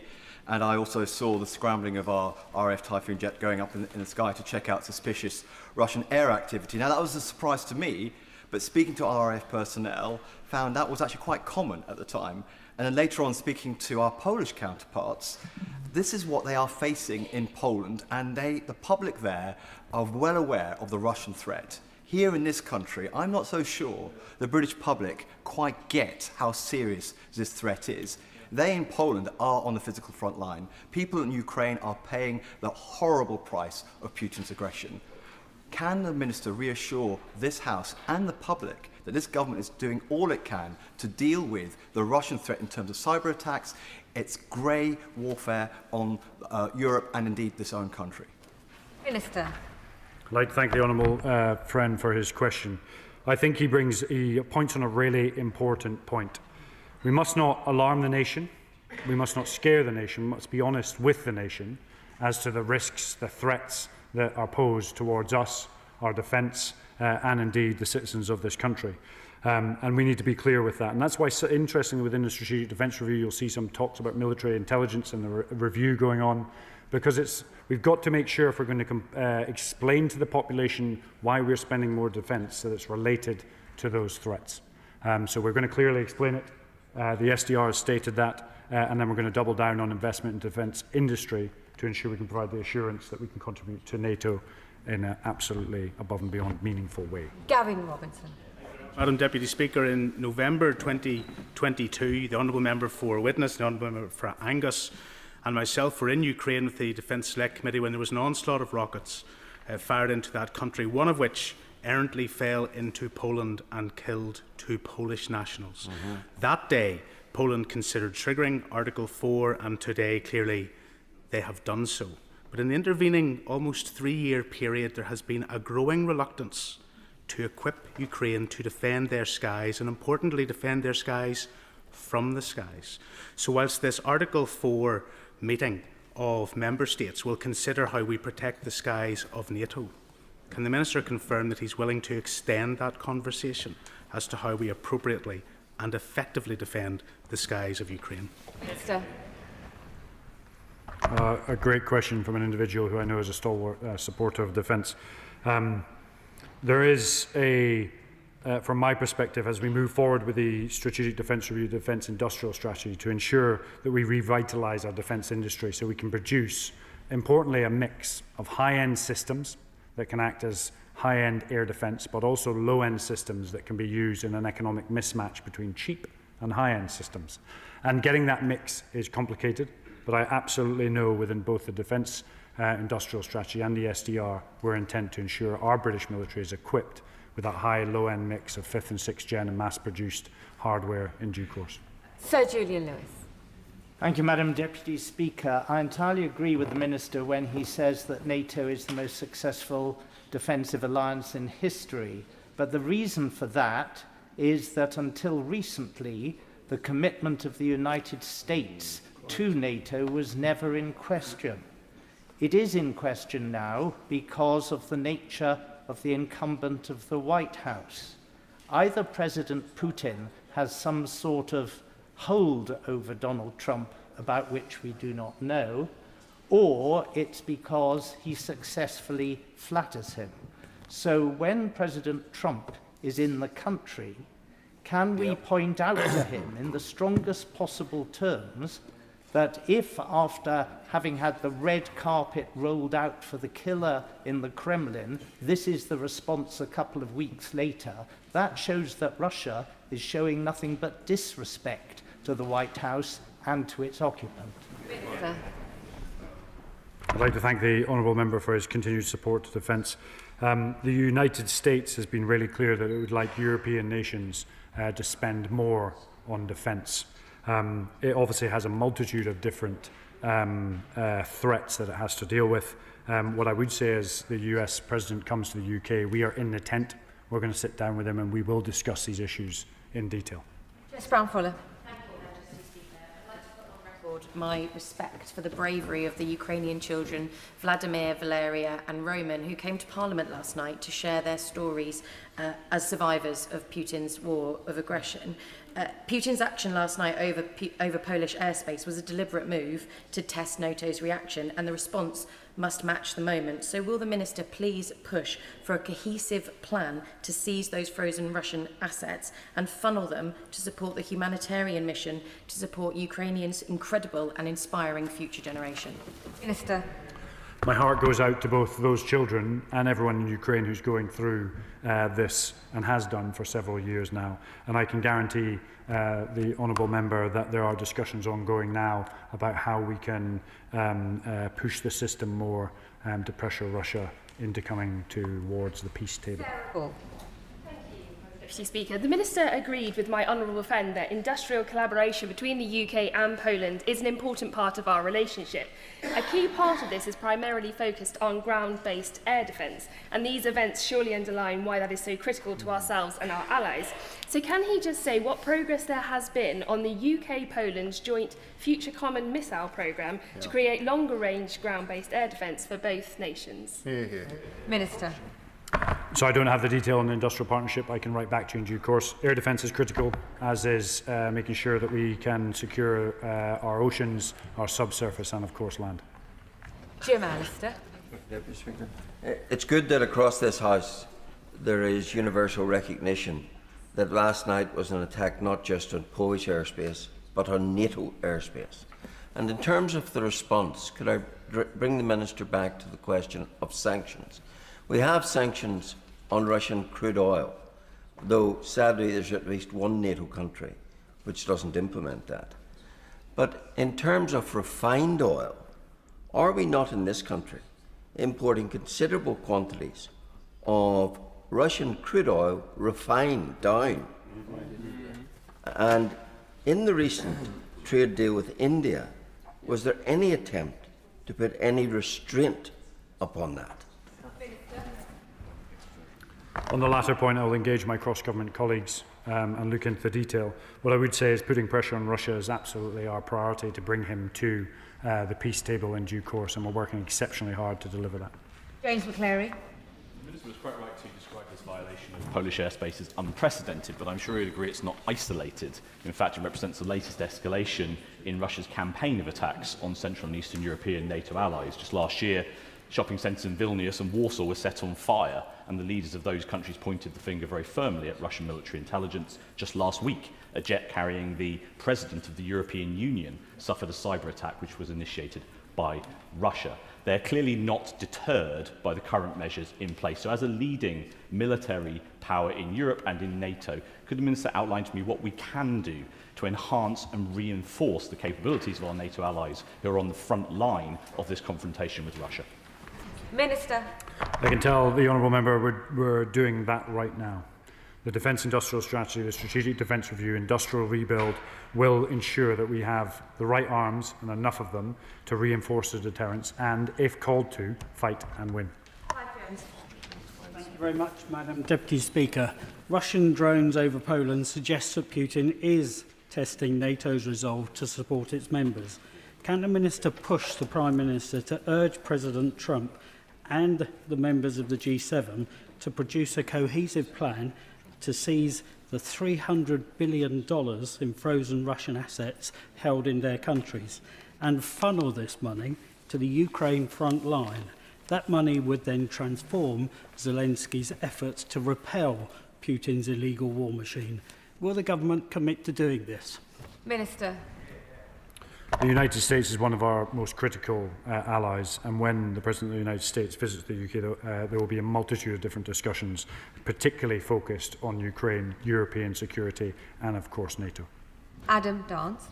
Thank you, Madam Deputy Speaker. Does the Minister agree that we need to take stronger steps to deter Putin, and that starts with seizing billions in frozen Russian assets across the UK and using them to support Ukraine in its fight against Russia, because Putin has showed if you give him an inch, he'll take a mile?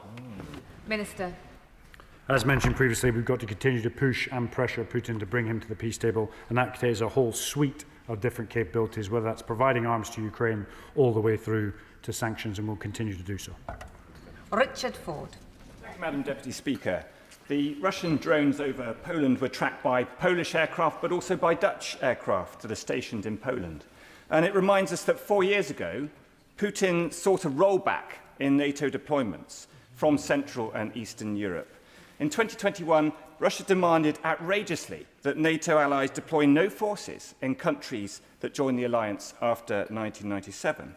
Does the Minister agree that had the US acceded to those demands, we might be seeing devastating consequences in Poland today? Minister. So interesting when we talk about deterrence, there are huge multinational NATO exercises that take place every year. I myself was the Chief of Staff of the Carrier Strike Group on 2021, the date you mentioned, which was cold response, which is the biggest naval exercise in several years to the High North. We demonstrate to Russia on multiple different occasions how effective the NATO alliance is, and if called to, how it will fight and win. Van Merlo. Madam Deputy Speaker, may I give my thanks to the Polish and Dutch air crews who were involved in the defence of Poland's airspace last night. The seats in their jets may have been manufactured and tested in my constituency on Chargrove Airfield, but that airfield could be demolished thanks to proposals by Homes England to build a new town there. Will he meet with me to address urgently this threat to the UK national security? Yes. Final question, Jim Shannon. Thank you, Madam Deputy Speaker. Can I congratulate the Honourable and gallant Minister for his elevation, well deserved. Also congratulate him on his comments and says he will not be intimidated. He speaks for us all. Indeed, I can almost feel a poster campaign coming on, and as it should be to stand firm. The incursion of Russian drones into a NATO member nation is a slap in the face of the very idea of NATO and must be dealt with effectively and immediately. What discussions will be had within NATO collectively to holding and determining a robust response to the testing of our borders and the resolution to stand fast against Russia? Thanks so much. I'd like to thank the Honourable Member for his question and his support to defence. There are discussions ongoing in the E5 as we speak. The NAC has sat and will continue to discuss this issue, and I can guarantee you that the UK will be at the very centre of those discussions, and no one will intimidate this great isle at all. That is the end of the urgent question on violation of Poland's airspace by Russian drones. Point of order. Point of order, Gregory Stafford. Thank you, Madam Deputy Speaker. I wish to seek your guidance on a matter which I believe constitutes a breach of the ministerial duty to respond to members' correspondence in a timely manner. On the 28th of November last year, I wrote to the now former Secretary of State for Science, Innovation and Technology to raise concerns about the absence of legislation requiring service providers to give residents notice before installing large cables on their properties. Since then, I have followed up with the Department on the 22nd of January, the 20th of March, the 28th of April, the 13th of June and the 24th of July. It's now been 9 months without receiving a substantive reply. I understand the new Secretary of State is new in her job, and I congratulate her for that. But this considerably hinders my ability to represent my constituents, and I seek your guidance on how we can get a response. I am grateful to the Honourable Member for his point of order and for giving advance notice. Ministerial correspondence is not a matter for the Chair, that all Honourable Members should be entitled to expect a timely reply when they write to any member of the government. I can see the Treasury front bench nodding in agreement. I'm sure that the Treasury front bench will now make sure that the appropriate department and minister has been made aware and will respond to the Honourable Member's request as fast as they possibly can. Mr Corbyn, were you bobbing earlier for a point of order? Point of order, Jeremy Corbyn. Thank you, Madam Deputy Speaker. I wish on a point of order to raise an apology to the House for inadvertently misleading the House yesterday during the debate on the Chagos Islands Bill, in which in column 816 of Hansard I was discussing the role of Olivier Bancoul in relationship with David Snoxall, who was the then High Commissioner to Mauritius, in which I said the latter's presence on David Snoxall, pressure on David Snoxall was enormous. He once went to the extent of locking him in his office until they had a proper meeting. I now have checked this with Mr. Snoxall, and I made a mistake there. The background facts are that in early November 2000, David Snoxall asked Olivier Bancoul and his committee to come and see him so that they could discuss with them the High Court judgment allowing them to return to the outer islands, and that was a perfectly friendly meeting. And then he goes on to say, I had several meetings over the next 4 years with Mr. Bancoul and his committee members, and although Olivier regarded me as not on his side and occasionally denounced me in the press, he never locked me in my office. So I wanted the record to be corrected so that all can be satisfied that the truth has been told. Thank you, Madam Deputy Speaker. Well, I thank the right honourable member for giving notice of his point of order. I also thank him for correcting in so much detail the record at, of course, the earliest opportunity. No. I will let the front benches very quickly shuffle over before we get to the next set of business. To the presentation of bills, Secretary Yvette Cooper. Biodiversity beyond national jurisdiction bill. Second reading what day? Tomorrow. Tomorrow.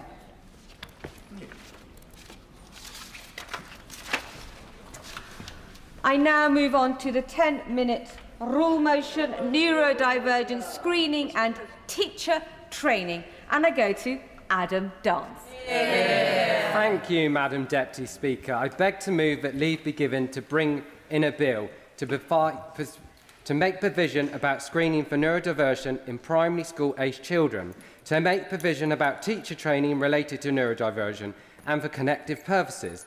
I'd like to thank honourable members across this House for their support and thank the right honourable former member for West Suffolk for bringing forward similar bills in the past. School for me was hard, that's putting it lightly. Dyslexia meant that reading and writing was challenging. Words seemed to float all over the page. In fact, they're doing so right now. So please bear with me through this speech. I'm likely to make some mistakes. ADHD meant that concentrating was a nightmare, with the slightest thing pulling my attention away.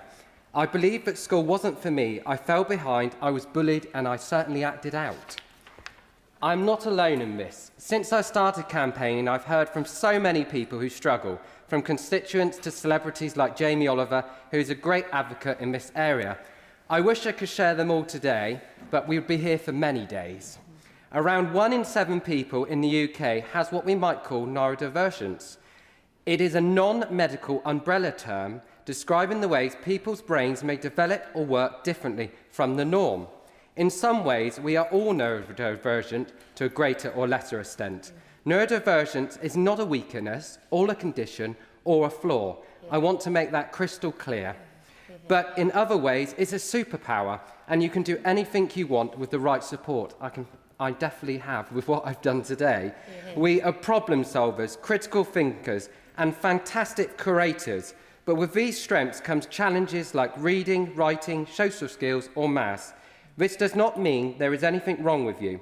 It just means you learn and understand things differently and might need to be supported in different ways from others. I was lucky at school, I was identified, and I got the support I needed. That is why I'm standing here today. That support gave me the confidence and the fight for what I believe in. Getting into politics and into this place was certainly not on my agenda at school, but I feel I have to do all I can to make sure everyone in communities like Yeovil and beyond get the help I had in school or better. Despite all the progress our country have made in recognising, empowering neurodiverse people, and our amazing educators working their socks off, believe me, they do, things seem to have gotten worse. In places like Somerset, since I was at school, our schools are under-resourced, under-supported, and local authorities are totally underfunded. Whilst we have the phonics screener, this test does not cover all areas of neurodiverse people may struggle with and need support, like attention control and working memory. Evidence also suggests that neurodiverse children can just memorise the words for the test, meaning their actual needs be overlooked. That's one of their superpowers. Even when a child needs identify, there is no proper designated SEND training in additional teacher training or continued professional development programmes, nor is there for teaching assistants. So our overworked teaching staff are pretty much left to get on with it themselves, and this is not good enough.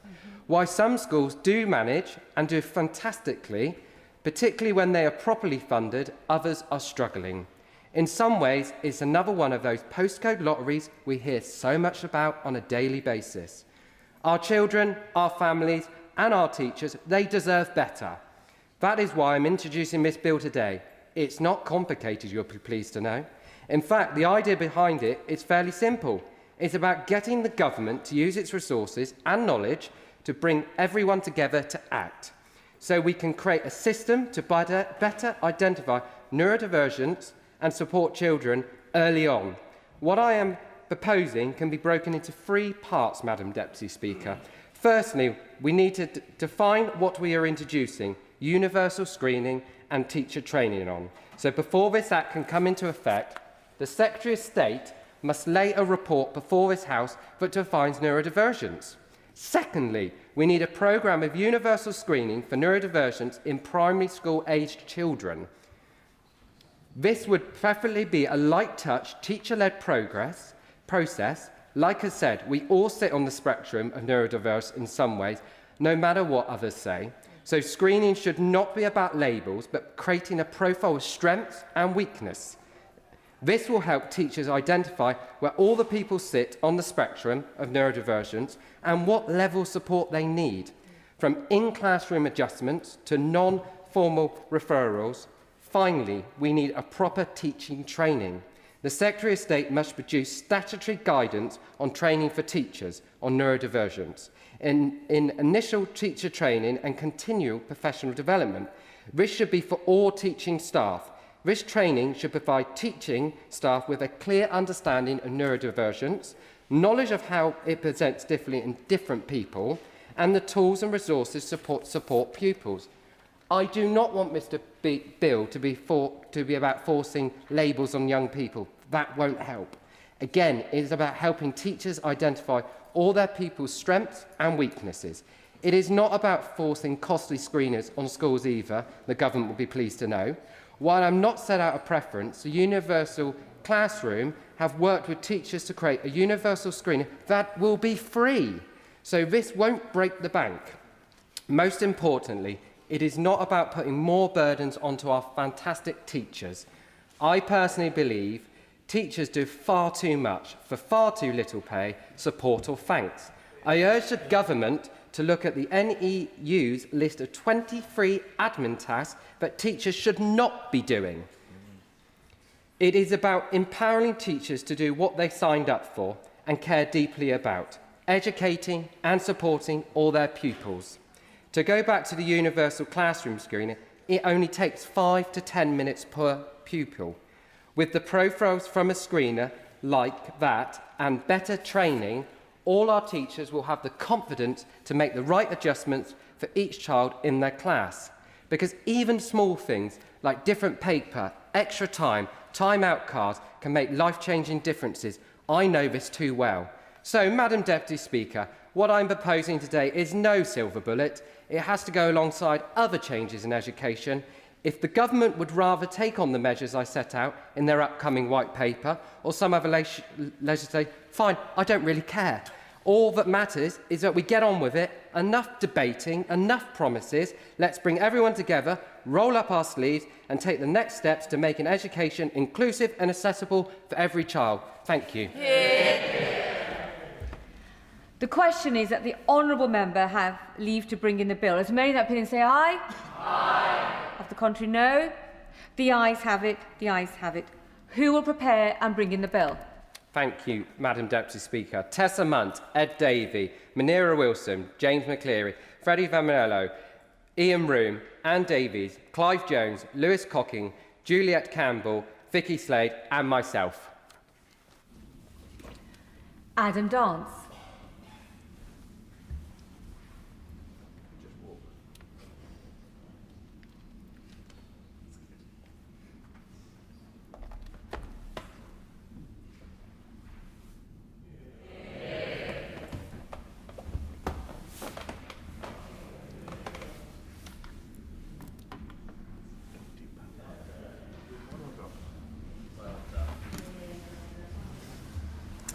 Thank you. Neurodivergence Screening and Teacher Training Bill. Second reading what day? Friday the 21st of November. Friday the 21st of November.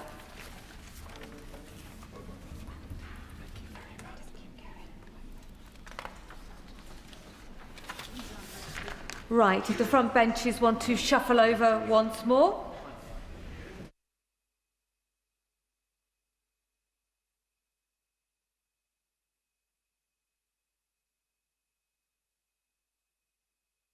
We'll settle down for the next bit of business. The clerk will now proceed to read the orders of the day. Bus Services Number 2 Bill Lords, as amended in the Public Bill Committee, to be considered. Now, we will begin with new clause 38, with which it will be convenient to consider new clauses and amendments as listed on the selection paper. I call the Minister to move new clause 38. Minister. Thank you very much, Madam Deputy Speaker. I have the pleasure of opening today's report stage debate. I look forward to a lively discussion on the bill and thank members of the House who are here to offer their views and talk to amendments that have been tabled. Before I move the Government's report stage amendments, I would like to briefly recap on why this bill is before the House today, speak to the Government's wider reform of buses and provide an update on progress since the committee stage. The Government is seeking to deliver better bus services.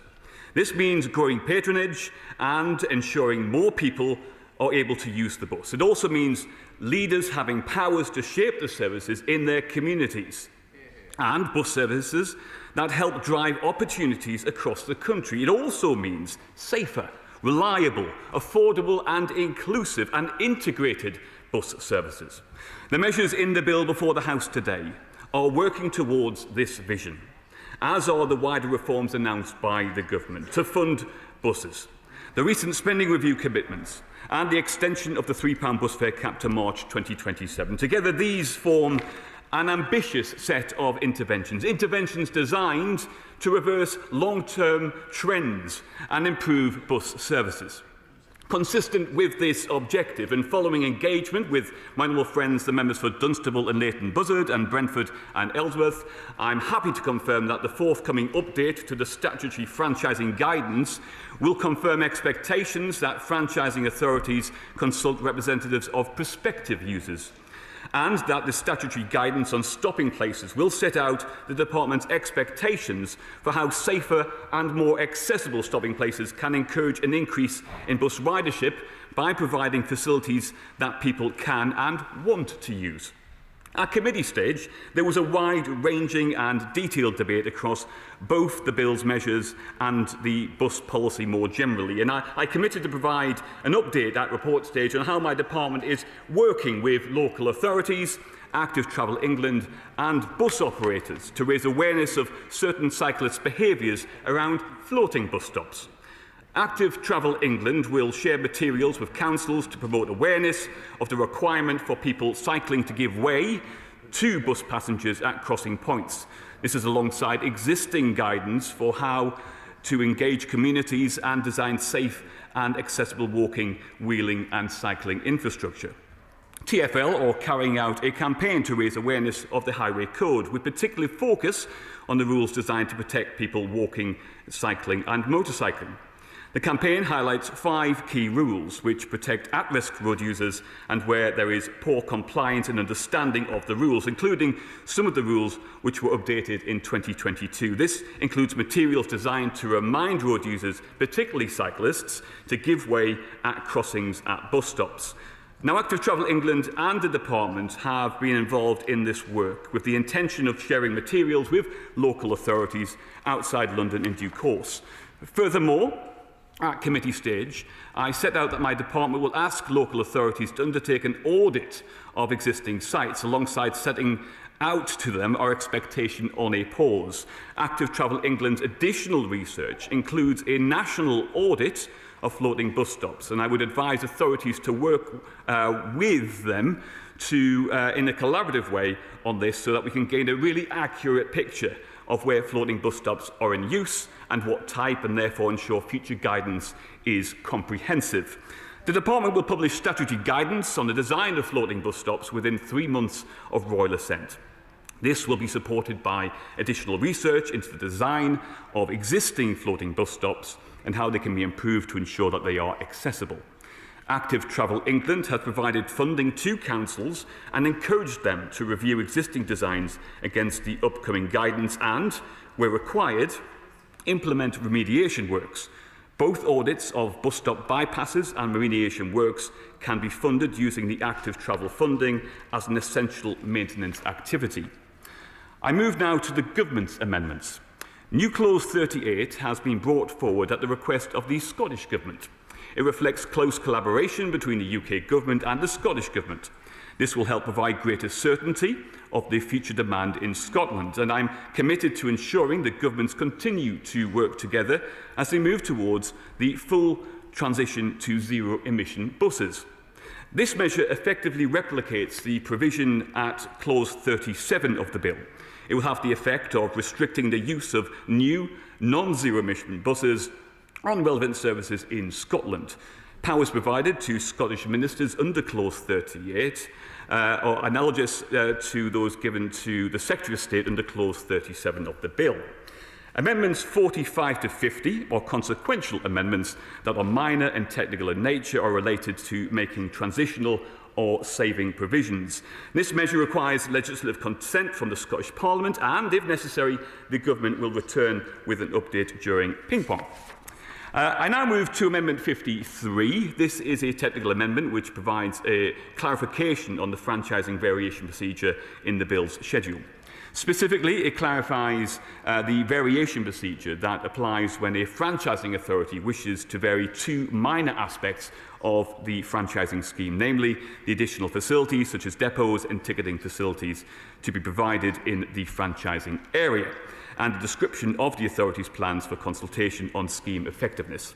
This will help give franchising authorities clarity on the process and ensure that relevant parties are consulted on such changes.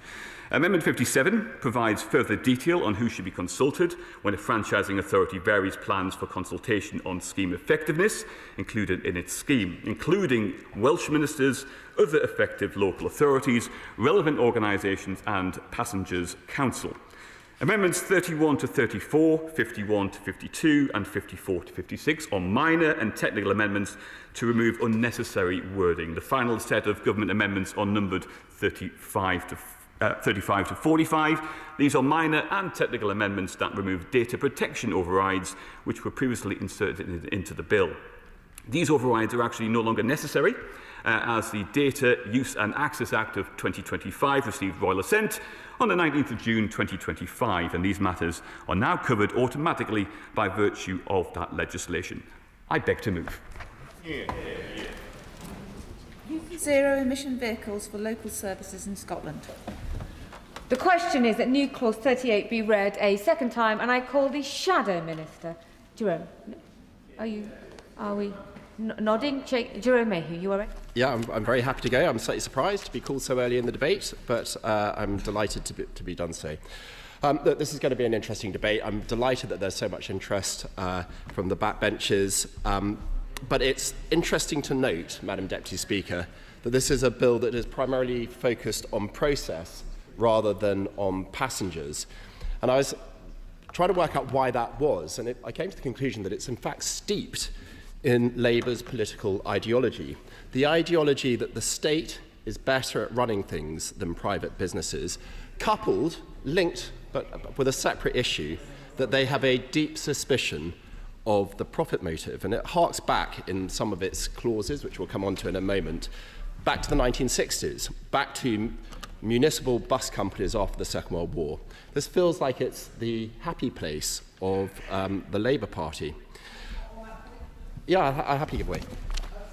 I thank the Shadow Minister for giving way, and I welcome him to his place. My question is just regards his comments on profitability. Part of the challenge we found in Essex is that routes that were considered not profitable were being cut, which meant rural communities were feeling isolated. So it's just a question that would he recognise that just a bus service that's purely based around profitability means that those services can be lost, and that is an issue? The Honourable Member for his intervention. He's quite right, of course. I'm not suggesting that it should only be for profit, as he will know that in Essex he has an enhanced partnership agreement with Essex County Council, where they have a relationship with for-profit providers, but they also go on to pay extra in negotiation for social journeys as well. And he will note also that Essex has had more growth in its passenger numbers than any of the franchise operations, and in particular more passenger growth than the B network in Greater Manchester, the organisation that this proposed legislation, largely seeks to replicate. So we've got a deep suspicion of the profit motive, and it focuses on process, ignoring the real purpose of this legislation, what the real purpose should be.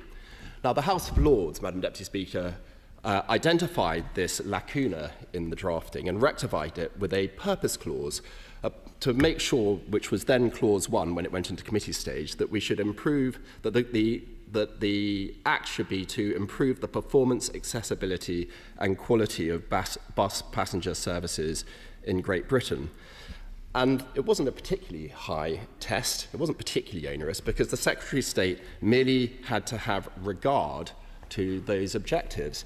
You would not have thought that that was particularly challenging for the government, but it was too much for them because they removed that purpose clause in committee, and new clause 34 in my name and in the name of the Shadow Secretary of State seeks to reinstate this very, very reasonable clause to make sure that when we're discussing the improvement of bus services, we have front and centre in our minds the performance, accessibility and quality of bus passengers, putting the passenger first.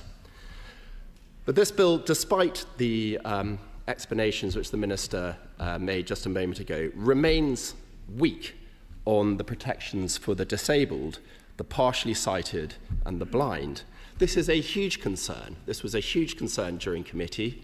There has been a lot of concern within the disabled community about this, particularly focusing around floating bus stops and bus stops with shared use borders. And I noted the comments that the Minister made a moment ago, where he's looking towards guidance notes on design, and how there should be a campaign to remind particularly cyclists of the highway code. Well, I don't think that's good enough.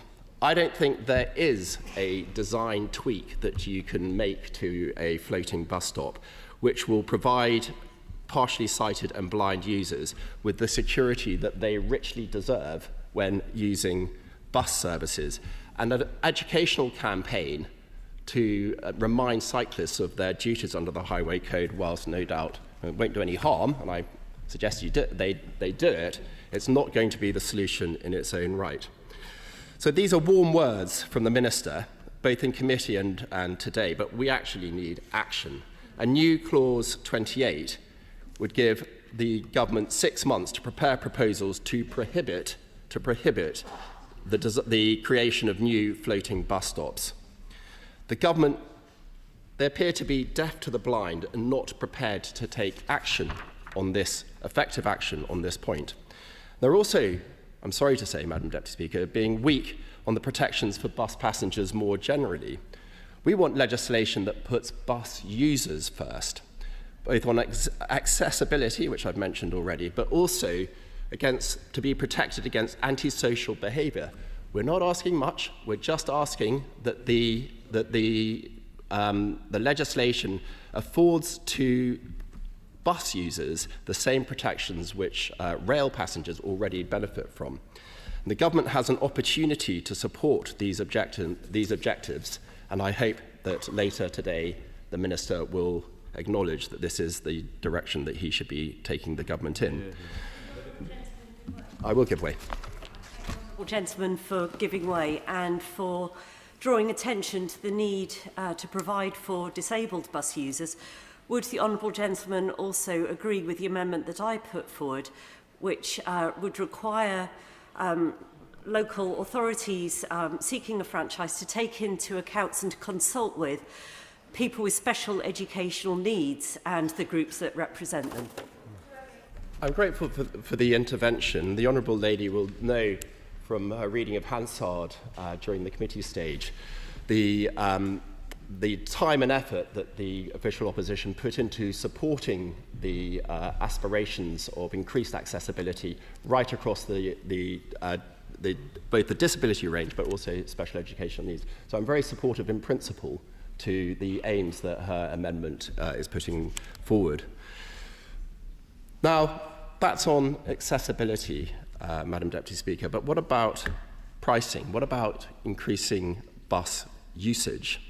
Because we know from the experience of operating bus services over the last decades that price is one of the biggest factors affecting use, affecting patronage. Now, the Conservatives of the last administration put forward a £2 bus fare cap. Wow. And it was enormously successful. It was hugely popular, apart from anything else, but it was also aided. It also aided the recovery from COVID, getting people back out and about, and it was particularly useful for younger passengers to get back and to build their confidence and to get back on the road to recovery.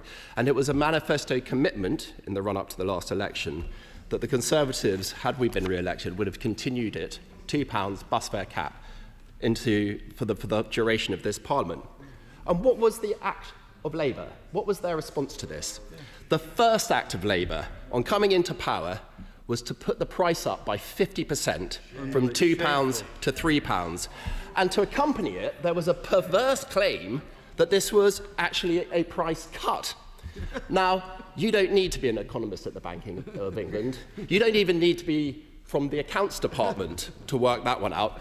Just your experience in the complaints, customer complaints, would have been enough to see that a price rise from £2 to £3 is exactly that, a rise and not a cut, and I will be very happy to give way. Well, I thank the honourable gentleman for giving way, and I tell you what kind of cut is unacceptable. In my own consistency... Order. Please be seated. I should only have to say order once. You just said the word you. So, let's restart that intervention. We should be short. My apologies. Thank you, Madam Deputy Speaker. Would he agree with me that... would the honourable gentleman agree with me that the only cut that really is unacceptable is in my constituency, we saw 53% of our buses in my constituency alone being cut under the government, the Conservative government. Holding people back. I'm grateful for the intervention. It doesn't take away from the overarching point that Labour has increased bus fares by 50% and described it as a price cut, which was disingenuous in the extreme. So we need to understand the impact of that decision by Labour. What's the impact of that price rise on ridership, particularly on social accessibility? Yeah. Because that understanding, I will in a moment, but I just want to make this point, that understanding informs behaviour, it informs good policy in the future. But the government has got its head in the sand. Amendment 23, also in my name, requires the Secretary of State to conduct an assessment of the impact of ending the £2 bus fare cap on passengers' ability to access socially necessary local services. Now this, I will in a second, I just want to make this point, and then I will come back to both of you if you still wish me to. Now that clause was initially inserted in the other place with wide support from a number of parties. But again, Madam Deputy Speaker, the government decided to remove that challenge from the drafting of this bill at committee stage. They need to own the consequences of their decisions. Last year, that department, that ministerial bench, needed to find money for an unfunded pay rise for ASLEF train drivers of 15%. Where did they get that money?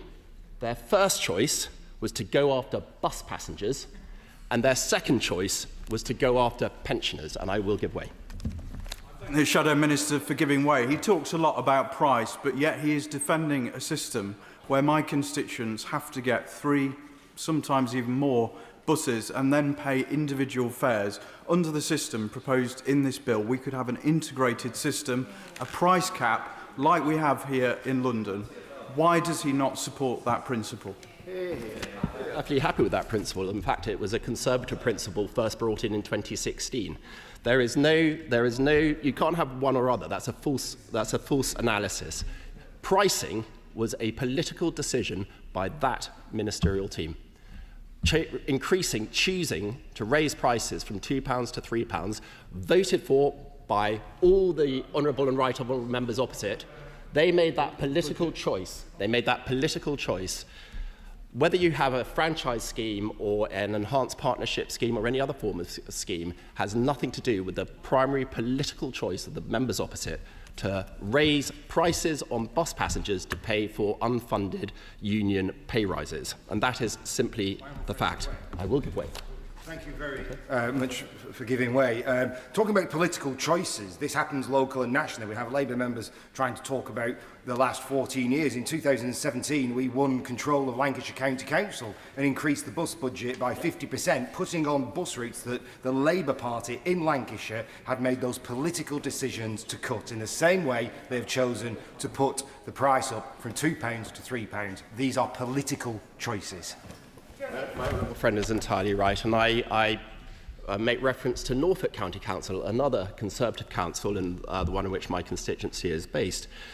They have an enhanced partnership with the bus companies that has been, again, more effective in driving bus ridership than the franchise process that we have seen in Manchester, at least as it's been enacted by the Mayor of Manchester, Andy Burnham.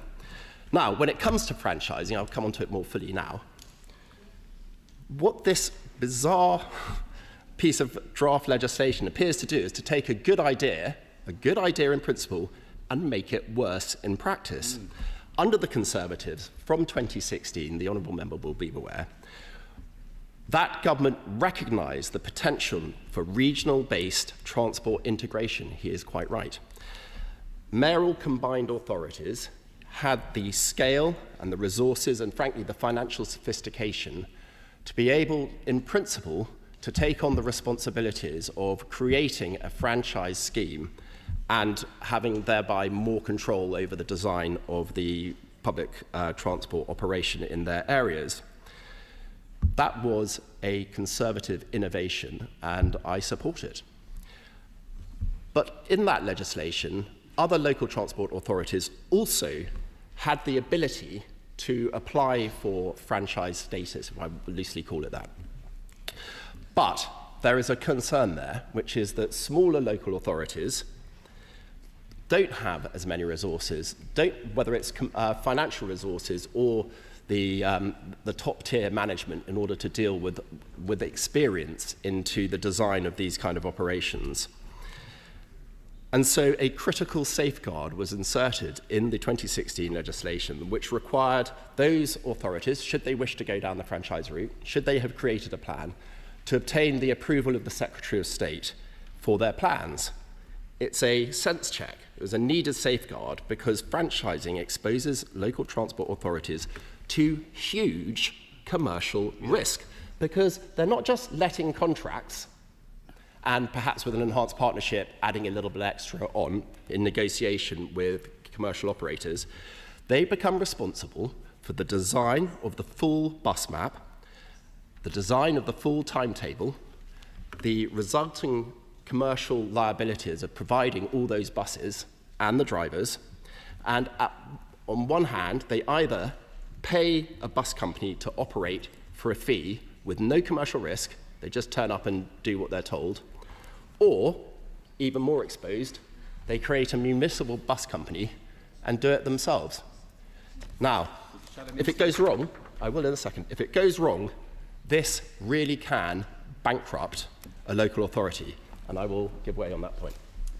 I thank the Shadow Minister for giving way. And on that point around financial risk for local authorities, does he agree that for local authorities like mine, the Isle of Wight Council, there is absolutely nothing in this bill that they could possibly want to touch when it comes to franchising for buses across my constituency, because the risk for small unitary authorities is just far too great. And if there's any opportunity in here at all, which I'm not sure there is, it will only apply to large city councils and metropolitan areas. Well, I'm grateful for that intervention, and he is quite right.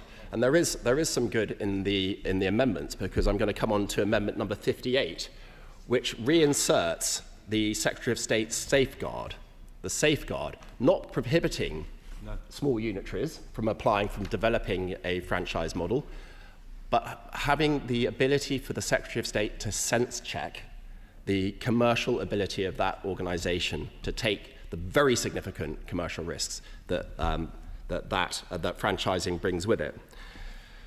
And then in addition to Amendment 58, there is another massive lacuna in the drafting as it currently stands, which is having expanded franchising to any local authority, no matter how small, whether district or county or unitary, the Secretary of State is now withdrawing from any power to intervene if things go wrong. So we recognise there's increased commercial risk. We recognise that we're going to be asking potentially small local authorities to undertake wholly novel activities about which they have no experience at all. And then the Secretary of State is saying, we wash our hands of this. We don't want to have any power to intervene, even when there is a prolonged failure of services to the public. I will give way. Gentleman for giving way. He suggests that the Conservative position is in support of combined authorities being able to take on franchising, and yet the Tees Valley Conservative Mayor has flat out rejected franchising powers. And I'm proud that this government is bringing forward this bill to make it easier for combined authorities and other authorities to bring on franchising. And in the Bill Committee, I raised the example of Norma Templeman, my constituent, who has had to fight tooth and nail against the Mayor and against the bus companies to get buses into her village of North Skelton. How can that be right? Absolutely. The honourable member was in favour of devolution. If you have a mayoral combined authority, not all mayoral combined authorities are the same, and you want to have the right system for the area that the mayor represents. And if the mayor in Teesside thinks that it's not the right thing for him, I back his decision. Now, moving on, we've got the new clause 31, which gives the Secretary of State power to step in where there has been a persistent failure to deliver a service by contract. Now, it seems extraordinary to me, genuinely extraordinary, Madam Deputy Speaker, why the government is saying no to this added safeguard. There is no cost associated with this. It's just saying where there is prolonged failure on the ground to deliver the service, for whatever reason, but failure, the Secretary of State has the power to step in and take on the management. Why would the government say that they don't need that power, that backstop power, and yet they voted that down in committee, and I don't see them accepting it today either. Now, all these amendments from the loyal opposition have a common theme. They put passengers first. Because this bill is not really about passengers. It's for a bigger state, and it's for more unions, more union involvement, and it's primarily against private business involvement. The problem is, I understand that's the ideology of the members opposite, but that ideology is wrong, and demonstrably wrong in this instance, because it sees it in this bill, because without amendment, it's going to damage our bus services, it's going to damage almost certainly our LTAs, particularly the smaller ones, if they're misguided enough to follow the encouragement of the government and go down this route. And above all, I'm sorry to say, Madam Deputy Speaker, it's going to damage the chances of our passengers.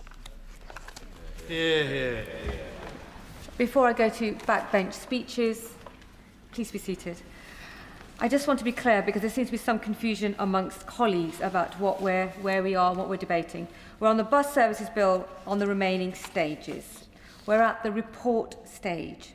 Speeches should be related to the amendments listed on the amendment paper and not the bill as a whole. This is for backbenchers that are hoping to contribute. Please check the amendments paper. I know that the next member knows exactly what they're doing. Chair of the Select Committee, Ruth Cadbury.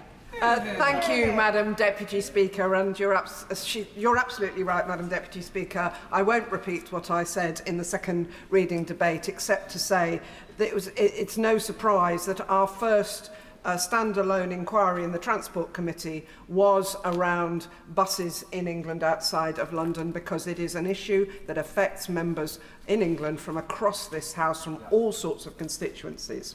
I'm here today speaking in support of two amendments in the name of Alex Mayer, myself and others, Amendment 66 and New Clause 46.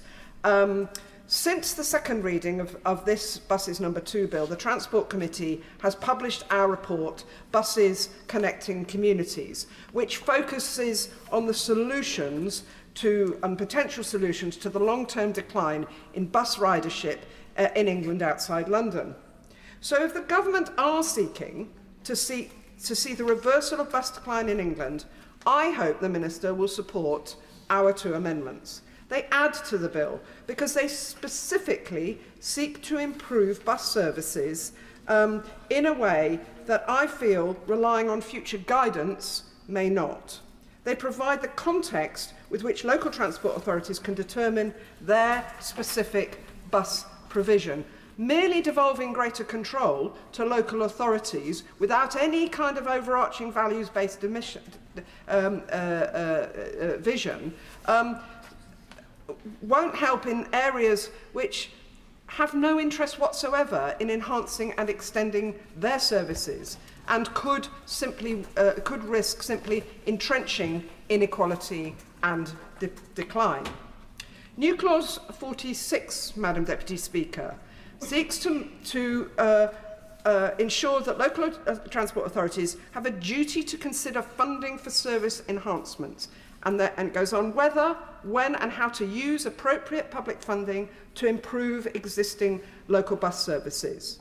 And it must have regard to, and there are about 6 principles here, potential for increased ridership, the overall sustainability of the network, the service improvements, particularly frequency of existing services, extending operating hours, improving the reliability of services or their integration with other modes of transport, or extending the routes of local services.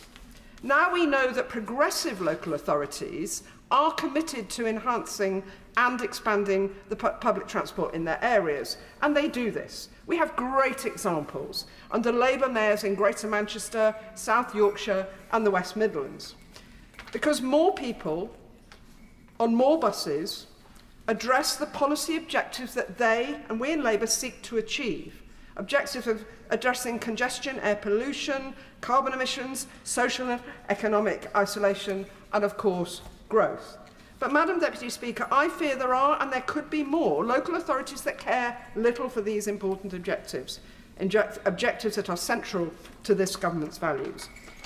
This new Clause 46 therefore bakes in a duty on local transport authorities to consider using appropriate funds to improve bus services where this would grow ridership or improve sustainability of the overall network. It sets out specific factors to be taken into account when making such decisions. It enables bus user groups and others to measure their transport authorities' intentions against these basic objectives. It comes from, our amendment comes from the committee's recommendation 117, that says the department should require local transport authorities to consider using grant or fare box funding to enhance existing local bus services. The need to improve local bus services while growing ridership was a focal point of evidence received by our committee. On that point, would the Honourable Lady accept that increasing the fare cap from £2 to £3 is likely to reduce ridership whatever is contained in this clause. Yeah. In a context of devolution within an overarching sense of values. So I'm not going to go into the specifics of what a bus fare level should be, but that the overall ridership and the sustainability of the bus system is a key objective. And as I know the Minister will say, devolution of how that happens is up to the local transport authorities. But can I go back to the evidence that we heard in our committee? As everybody here knows, buses remain the most used form of public transport, yet the decline in the number of bus journeys in England outside London has dropped from 4.6 billion in 2009 to 3.6 billion in 2024. And alongside declining journeys, the need to improve services and increase ridership also speaks to the evidence received by the committee about how a lack of access to buses has had an impact on social isolation. Transport for the North told the committee that in 2024, some 11.4 million people across England were facing transport-related social exclusion, with evidence that actually the problem was worse in towns rather than our cities. The Minister told us that the government intended this bill to deliver services that were more affordable, reliable, faster and better integrated. However, when pressed on whether people in England would see more buses to more places by the end of this Parliament, he said that is certainly our intention and we're doing everything possible to make it happen. My contention is that without that baked into the body of the bill, there is a risk that in many places and over time there could be a continued decline in bus services. I now go on to Amendment 66 to Section 14 on socially necessary services. And we ask that Clause 14, page 10, line 5, after services, insert, quote, along with a description of the criteria or methodology used to determine which services are considered socially necessary, i.e. for the local transport authority to define how that is, but in a publicly accepted way, a publicly visible way. And that the amendment asks that local authorities should be required to produce a transparent methodology for how they determine these socially necessary services. The North West Surrey Bus Users Group argued to the committee that a clear and consistently applied definition was essential for holding local authorities accountable for maintaining basic service levels on loss-making routes.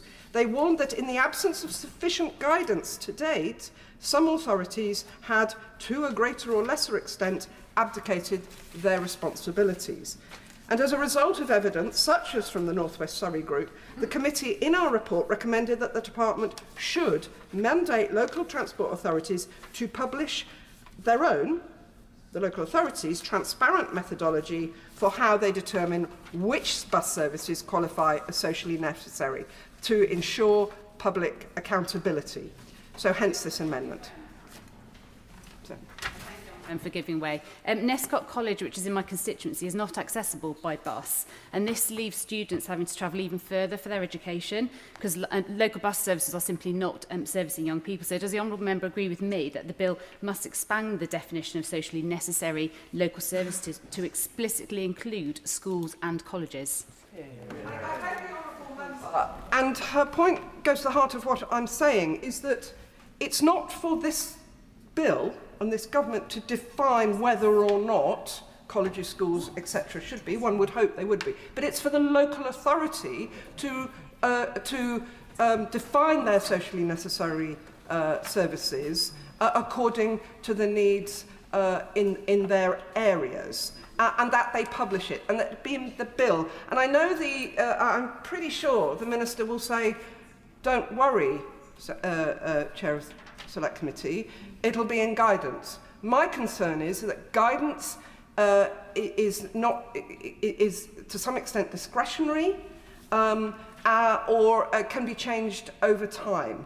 And myself, Alex Mayer and others would like to see the status of the need to have a definition and methodology for socially necessary services in the bill. I talk so highly of the Select Committee Chair that she'd get everything absolutely right, but I think she mentioned a colleague by their name and not by their constituency earlier. So let's try and stick to the etiquette. Ruth Cadbury. I've only been here 10 and a bit years. I'll get used to it. My colleague from Dunstable, Dunstable and Leighton Buzzard. And I do apologise to the House and to the Deputy Speaker. Anyway, back to what I was saying. Hence this amendment, it supports local authorities to actively grow, that amendment, as the bill is currently written, it suggests that local transport authorities merely define their socially necessary services. That could mean as they are now. It doesn't take an account of changes in need. Maybe new housing developments mean a formerly loss-making route becomes commercially viable. It doesn't take account of a big place of employment that closes, that means the housing near there is without a viable bus service. It allows for change, but it also has, as I said before, ask the local authorities to have a publicly available methodology against which user groups, consumer communities, residents and so on can hold their local transport authority to account. Member for giving way. Would she agree with me that in addition to these socially necessary routes, we have the practice today where the companies such as Stagecoach in my constituency cut the frequency of essential buses, like the number 2 from Exeter through to Dawlish and on down towards Paynton. And that actually has the perverse impact of driving people away from the buses when the frequency goes down from every 20 minutes to every 30 minutes, actually makes it unusable and takes away the social value of that route. The honourable member is entirely correct. I'll now come to my concluding remarks.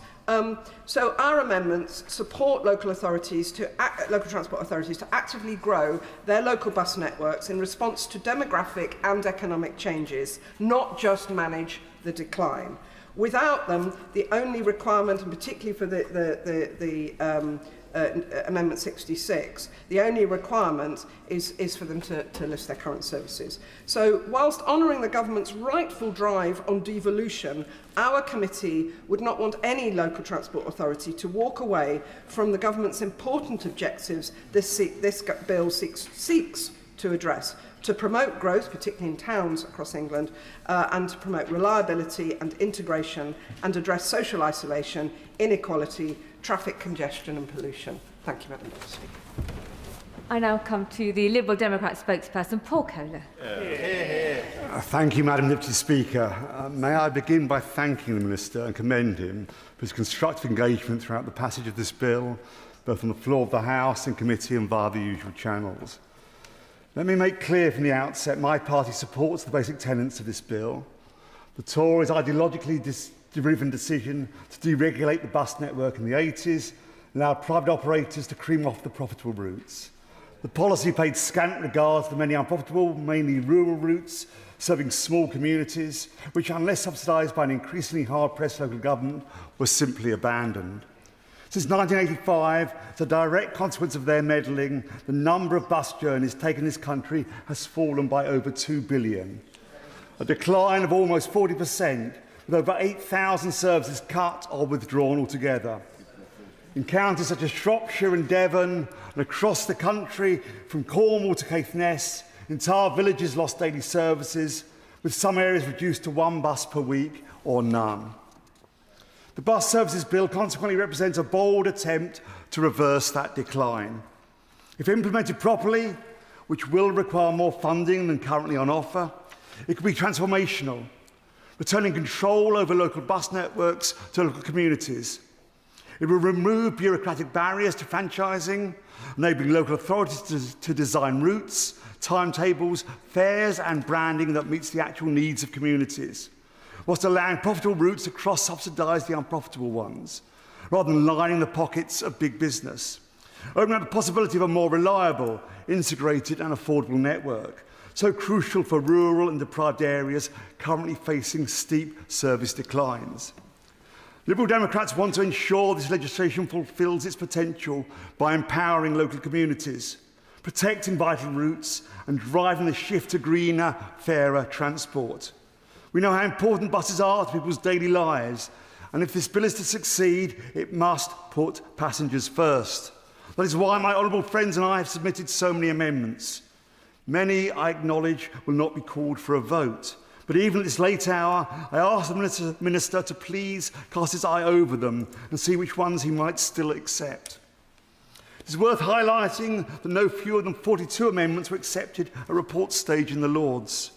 30 of them from the Government and a further 6 from Lord Blunkett, which the Government chose to support, after some intensive behind-the-scenes lobbying by my Lib Dem colleagues, who I'd also like to thank for putting forward amendments which we have retabled in this place to address bus fare affordability, disabled passenger access, decarbonisation of the bus fleet, the protection of socially necessary routes. Of course. I thank the honourable member for giving way, because the E5 bus servicing Langley Vale in my constituency has a woefully inadequate timetable and a route that doesn't stop at the local hospital. Local bus routes are simply not servicing my residents. Does the honourable member agree with me that this bill must tackle poor services and restore the £2 fare cap, reversing the devastating cuts, effective route cuts administered under the Conservatives? Thank you for that intervention. These are exactly the issues this bill should address and could address if the Minister takes the bold steps we're asking him to do today. It is clear from its passage in the other place, this bill has been strengthened through constructive engagement across the political divide. If the Government has been willing to accept sensible proposals from their lordships, there is surely no good reason why equally sensible amendments tabled here in the Commons should not be adopted. One such sensible proposal concerns floating bus stops. Badly designed floating bus stops are a menace to the disabled, old and infirm, and in particular the visually impaired, which is why my party tabled new Clause 17, requiring the Secretary of State to not only conduct a review, but where necessary retrofit all current floating bus stops. While we also support the amendments tabled by the Honourable Member for Battersea and welcome the Minister's concessions on this issue. I will now address the 3 amendments we continue to press with most conviction before turning to the new clause proposed by my honourable friend, the member for Harrogate and Knaresborough. Our Amendment 10 addresses the scourge of headphone dodgers. This is not a trivial matter. Many passengers feel unsafe or uncomfortable when others play loud content on their devices without headphones, oblivious of those around them.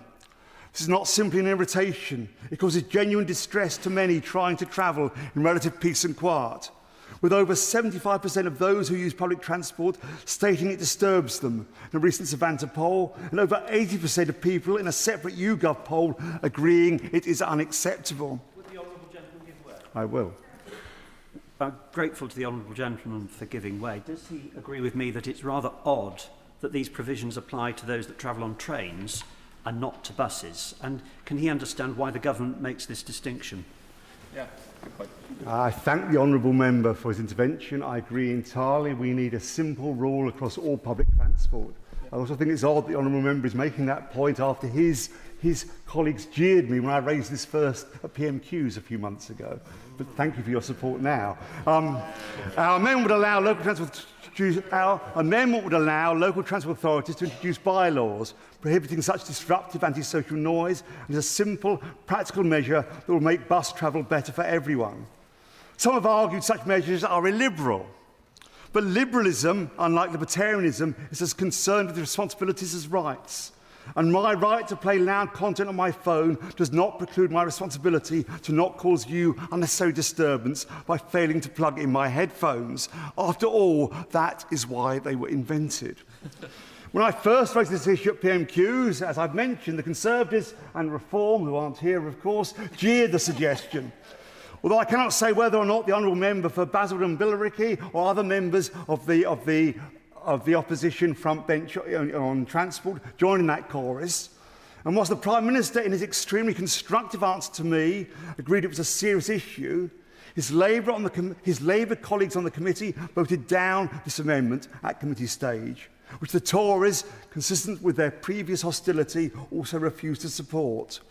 Now, in a bizarre volte-face, the Conservatives have now tabled an amendment that mirrors our own, whilst the Shadow Transport Secretary has taken to the airwaves in recent weeks, demanding action on headphone dodgers, having miraculously seen the light, or at least heard the noise.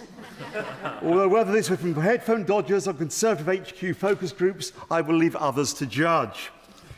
Well, they say imitation is the sincerest form of flattery. Despite their previous mocking and blocking, I am delighted to welcome our Conservative friends to the cause. I would ask the Minister to listen again, which might be a downside easier to do if this amendment is accepted and the headphone dodgers consigned to history. He will doubtless say, as he did in committee, that the bill already gives local transport authorities the ability to address antisocial behaviour. However, it doesn't explicitly reference the scourge of auditory disturbance, which is so serious a problem to surely merit the individual attention our clause provides. Empowering local transport authorities to create a bus environment that is safe, civil and comfortable for everyone.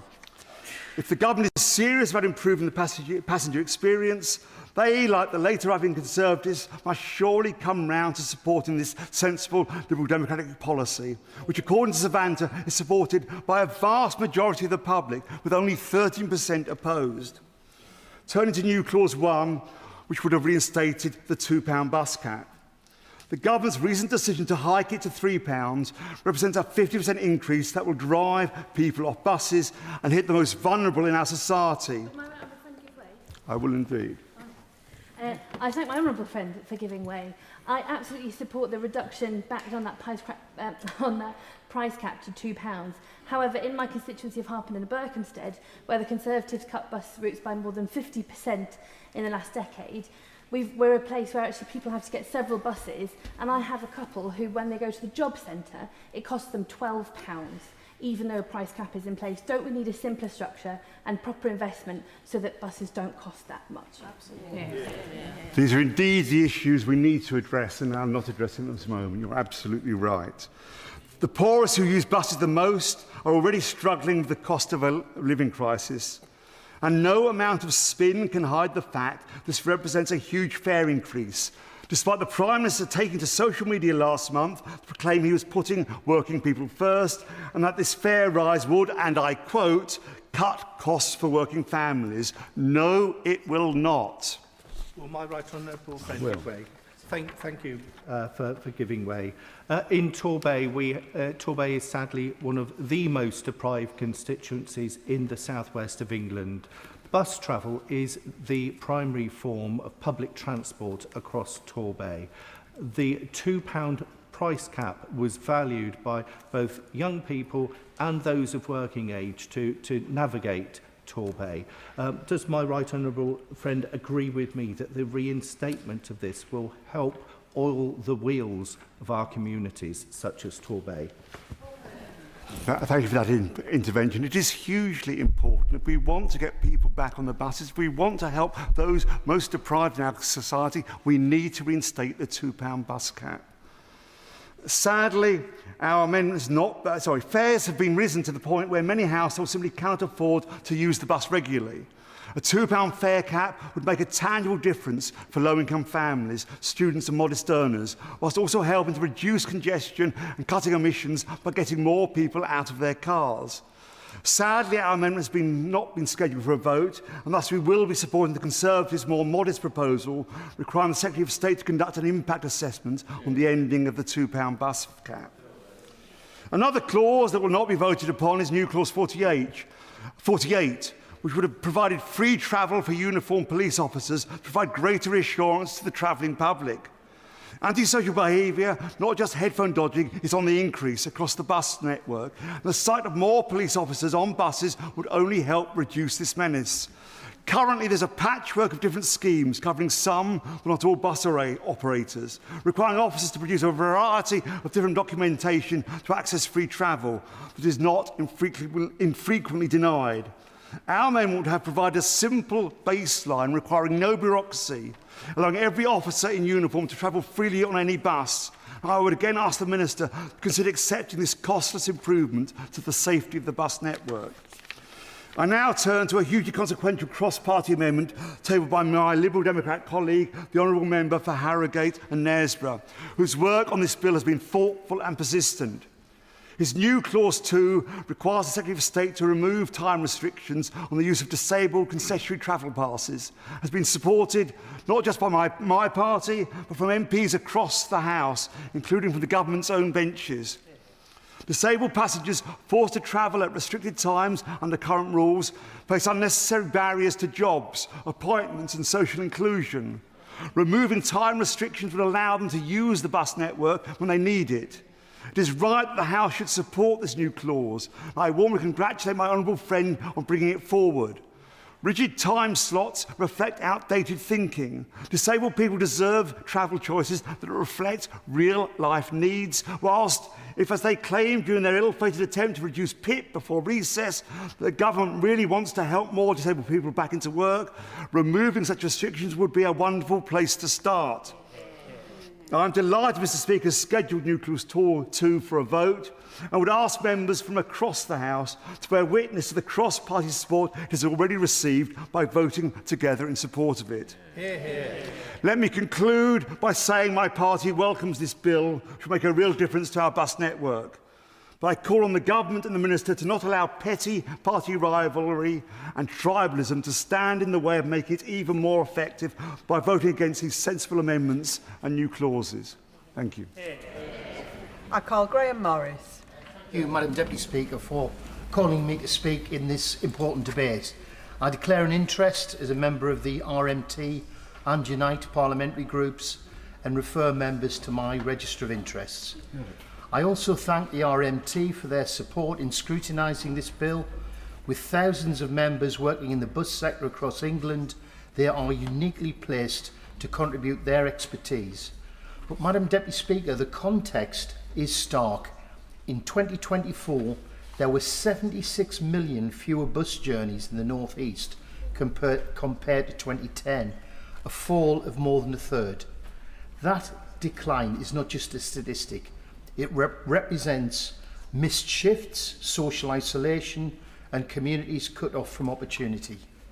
I want to place on record that I do support the bill, but I want to speak to the 4 amendments in my name, new clauses 25, 26, 27 and 35, and to voice my support for new clause 45. New clause 27 would create a national bus forum of government, local transport authorities, operators and trade unions. Deregulation has left the sector fragmented, making it hard to tackle challenges like recruitment, retention, skills and safety in a coherent way. The Transport Select Committee inquiry into the health of the bus market, that was the 2018 committee inquiry, when I was actually serving on the committee at that time, recommended that the government strategy be underpinned by a national forum to share information on service improvements, workforce issues and safety. Indeed, the National Audit Office echoed this, urging the DfT to use the Bus Centre of Excellence to collate and share best practice. A national forum would provide that structure and oversight. But national oversight alone is not enough. New Clause 25 would require all local transport authorities introducing franchising to establish a joint forum with unions and operators. The government does say it expects LTAs to engage with unions, but expectation is not a guarantee. But leaving it at expectation will not guarantee meaningful engagement everywhere. As we heard from my honourable friend, there are inconsistencies, including in the Tees Valley. Some LTAs are experienced in working constructively with unions, but others are not. A statutory requirement would ensure consistent and meaningful engagement everywhere. New clauses 25 and 35 on enhanced partnerships.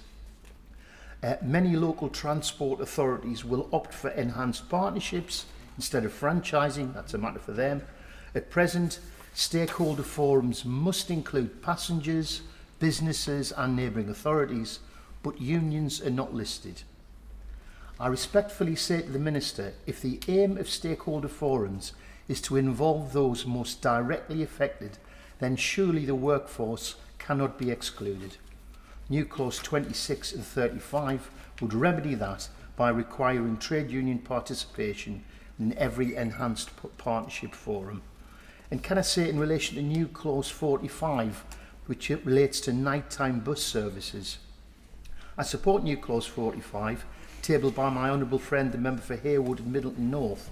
It would establish a legal duty for councils to provide a minimum level of nighttime bus services to local employment centres, ensuring workers such as nurses, hospitality staff and factory employees can get home safely.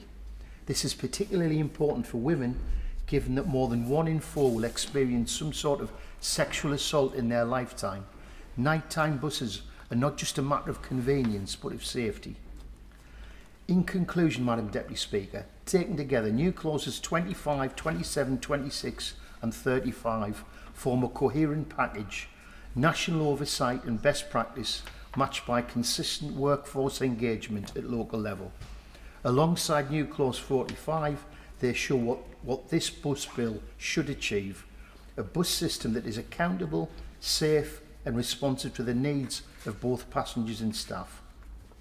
If the government cannot accept these amendments, I urge the Minister to commit instead to addressing these matters through guidance or through a code of practice, and to meet with the trade unions and stakeholders to decide how this might be achieved. The bill represents an opportunity to reshape bus services for the better, but it will be wasted if we repeat the mistakes of deregulation, fragmentation, inconsistency and sidelining the workforce. These amendments are about making sure that this time we get it right. Thank you. Sir Julian Lewis. Thank you, Madam Deputy Speaker.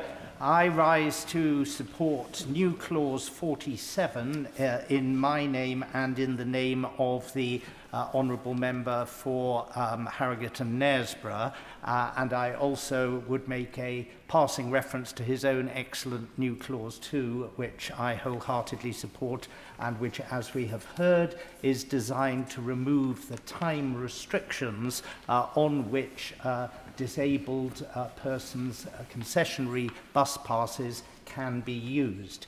New clause 47 is very simple and I would like to think very logical. It simply requires that the Secretary of State, in relation to the English National Concessionary Travel Scheme, should, within 12 months of the Act receiving royal assent, bring forward proposals to extend the scheme to include companion passes for disabled persons who require the assistance of a designated companion in order to use the bus network.